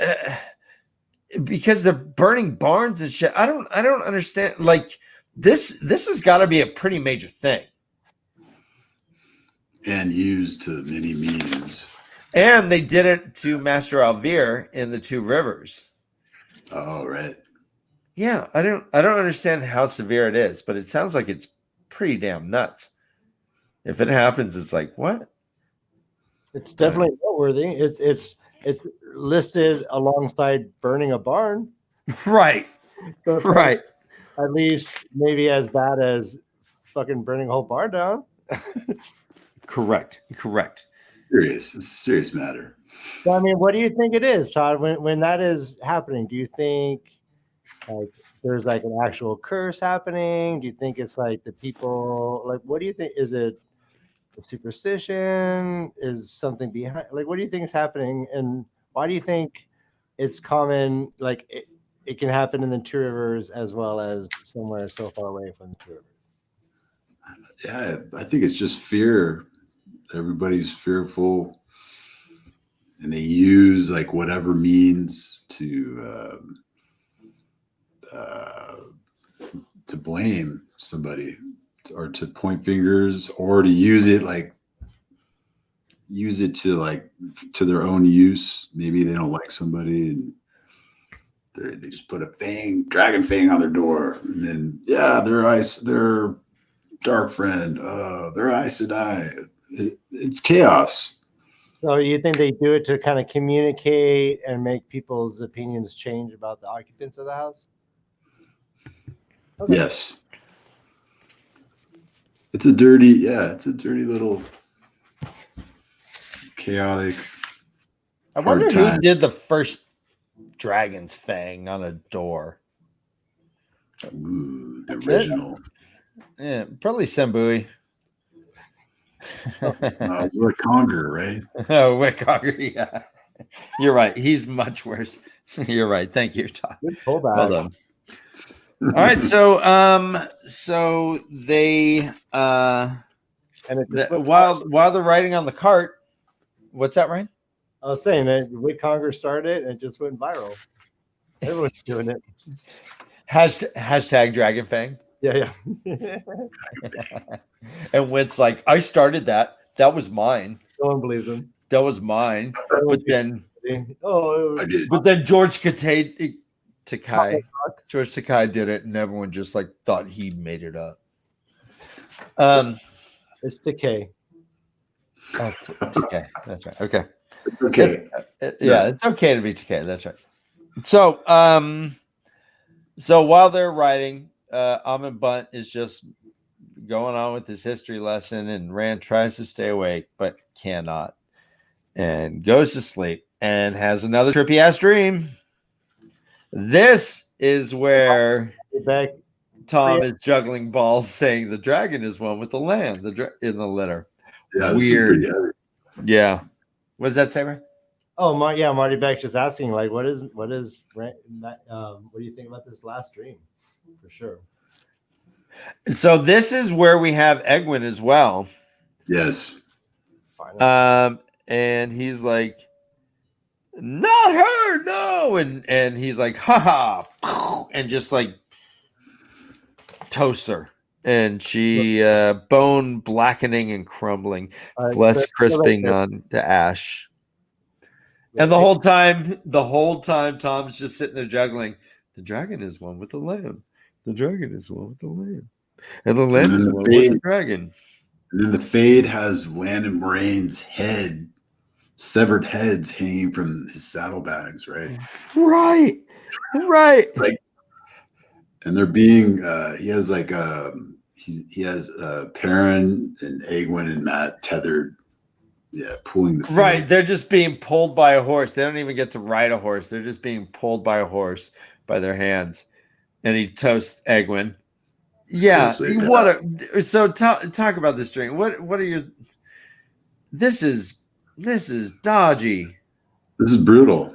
I mean, and then after that, he wakes up and he's like in, Bunt's cart, but then he sees something, a shape blacker than night, and it says, "You are mine," and it's a raven, and it stabs him in the eye, and then it plucks out his freaking eyeball. Like, right. Thanks. And he, Gross. Total thanks, Obama, a moment. Thanks. Thanks, Obama. Well, with Obamacare, maybe he could get that fixed. Totally. Make sure to vote November 3rd, guys. For hella cheap. All right. MKGENEST. My question for Todd. What do you think the balls represent? Why do you think he had a dream about Tom playing with his balls? The balls could mean so many things. No, I think it's very interesting, though, him saying the dragon is one with the land. The land is one with the dragon. But he says the queen is married to the land, but the dragon is one with the land. Yeah. So that's me spinning. I was like, what the man? Like some riddle, like what does that mean? Like, Todd, do you find there anything of note that the dream starts with Rand pulling the litter that he thought Tamil Thor was on, and he turns around And it's Tom. expecting to see his father. Right. And he sees Tom. And he's like in a cross-legged. He's like yeah. Juggling while he's pulling him, which is okay. All right. So Tom's really good. Yeah, he's that good. There were roots, there were bumps and rocks as he was pulling Tamil Thor, but Tom just like yeah, he's magic. Oh, nice.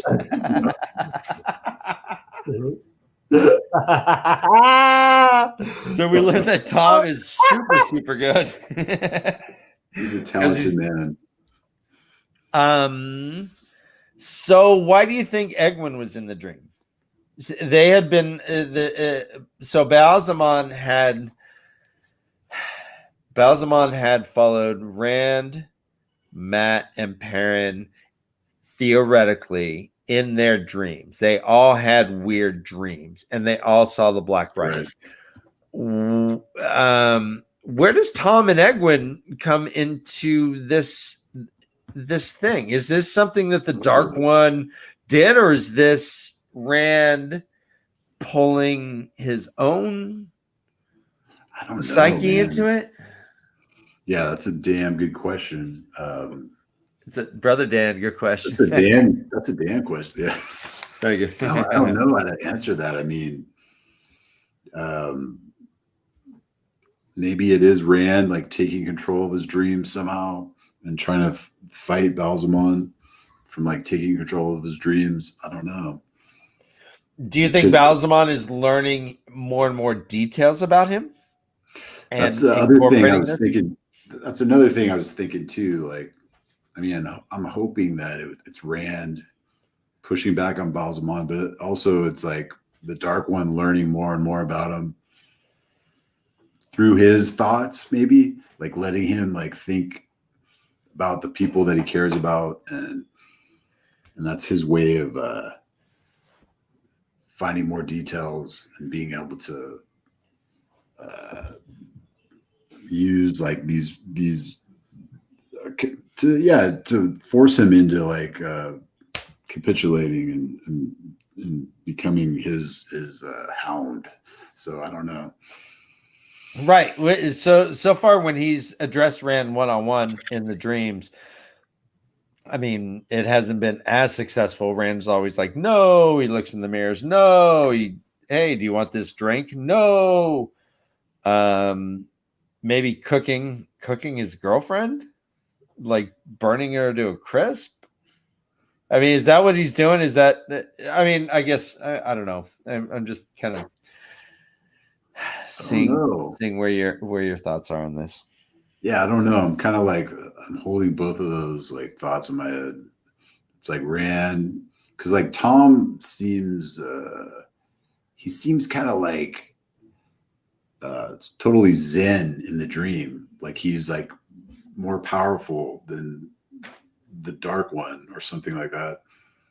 Because he's not being charred alive or like being dragged, or like his head isn't like hanging from the saddlebag of the Fade. So like, I don't know, man. Yeah.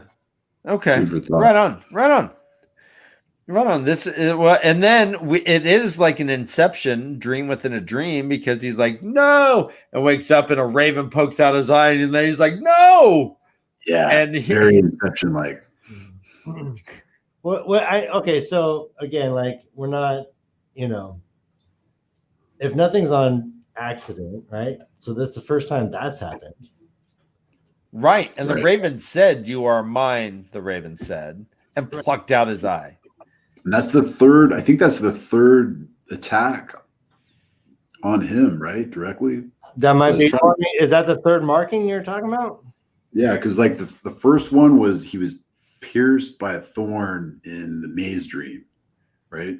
Mm-hmm. Correct. And that did leave a mark that had a physical manifestation after he woke up. Correct. And then the last chapter, he got like blasted by a fireball.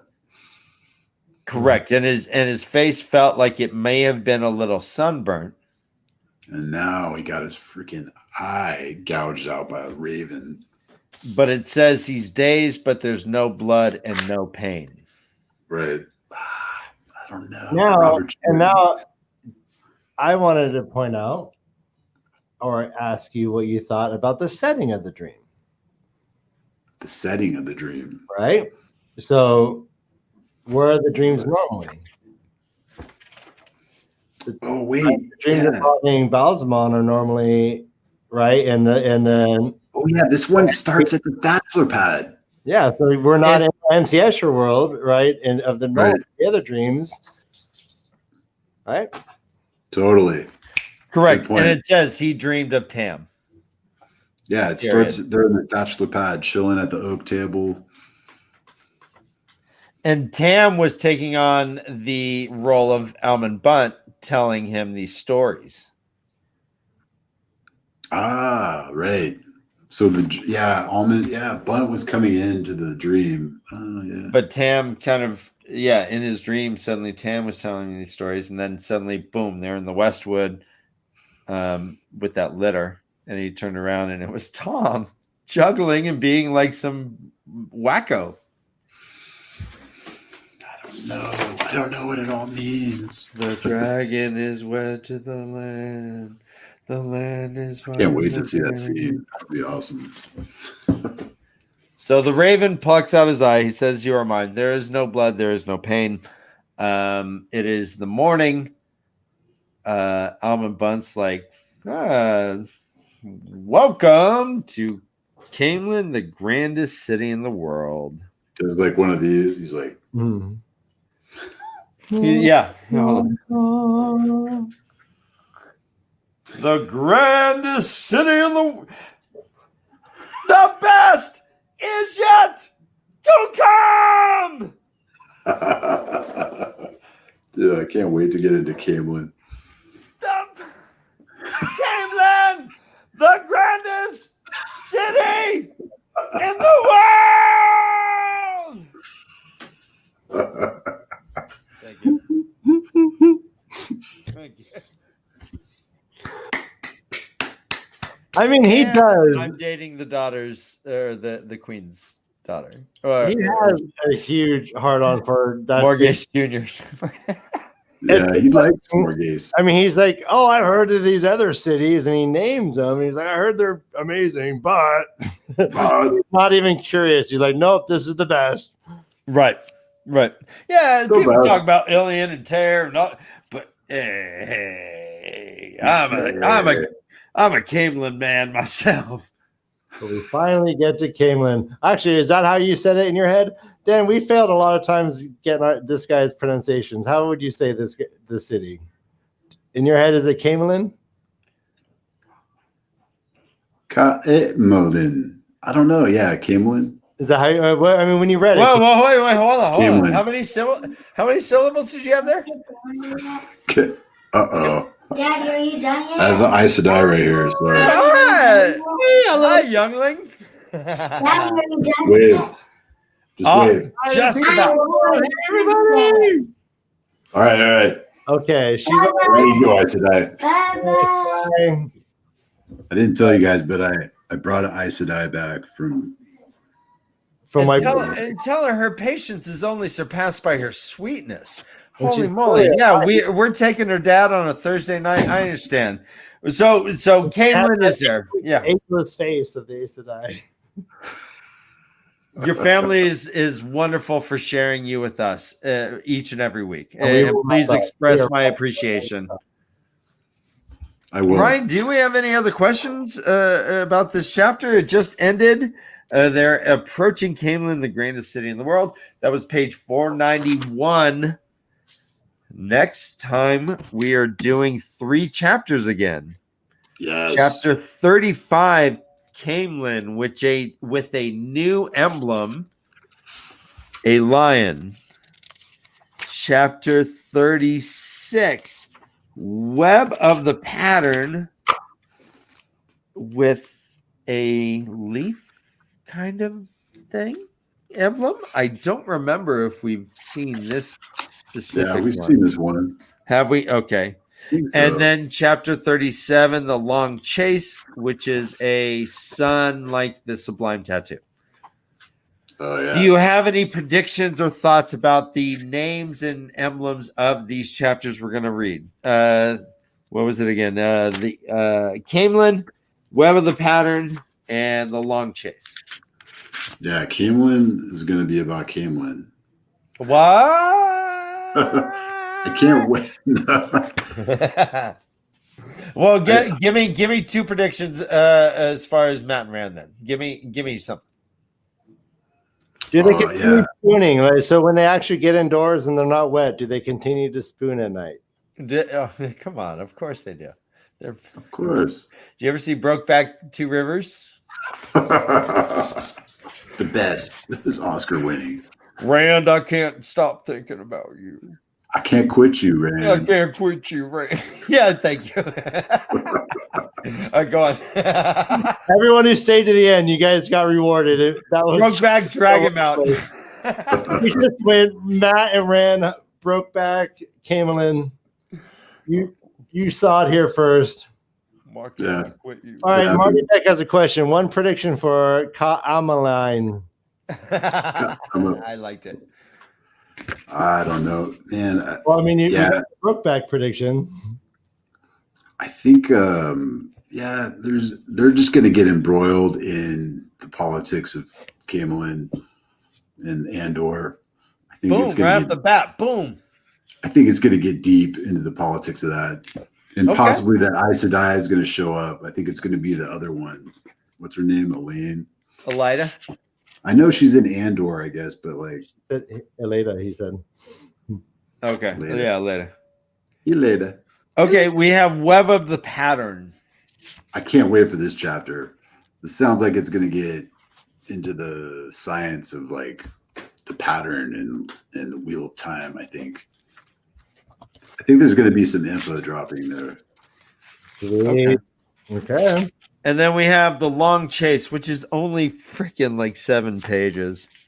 Of course, Robert Jordan would call that chapter The Long Chase. Yeah, we are. Well said, Todd. Of course he would say that. That's very funny. 7-page chapter, The Long Chase. Long Please read some Neil Stevenson, would you? That's a long chase. Ugh. There's a boat battle that takes about 600 pages. A long chase with no payoff. So any thoughts? It does have the Sublime Sun tattoo. Ooh, is that the Children of Light tattoo? I mean, emblem? Okay, yeah, man. okay.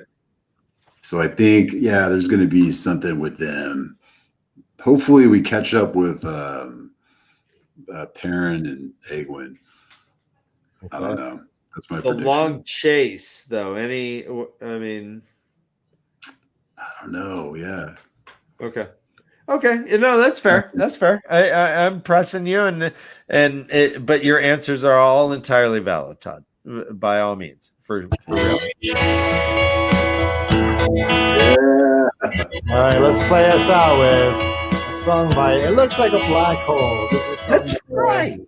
most current album called Ghosts in Your Blood. And this song is called Elfine. Theme. Which is fitting because this is the end of the show. I can't hear.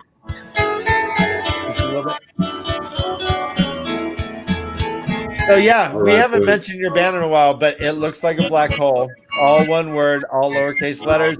Please find them wherever you find very cool music online. Todd is the drummer, and Todd is our very good friend who's about to hit this book again. You keep reading, you filthy animal. Until we see you next time, right? Always a pleasure. Guys, thanks for joining us. We'll see you next week.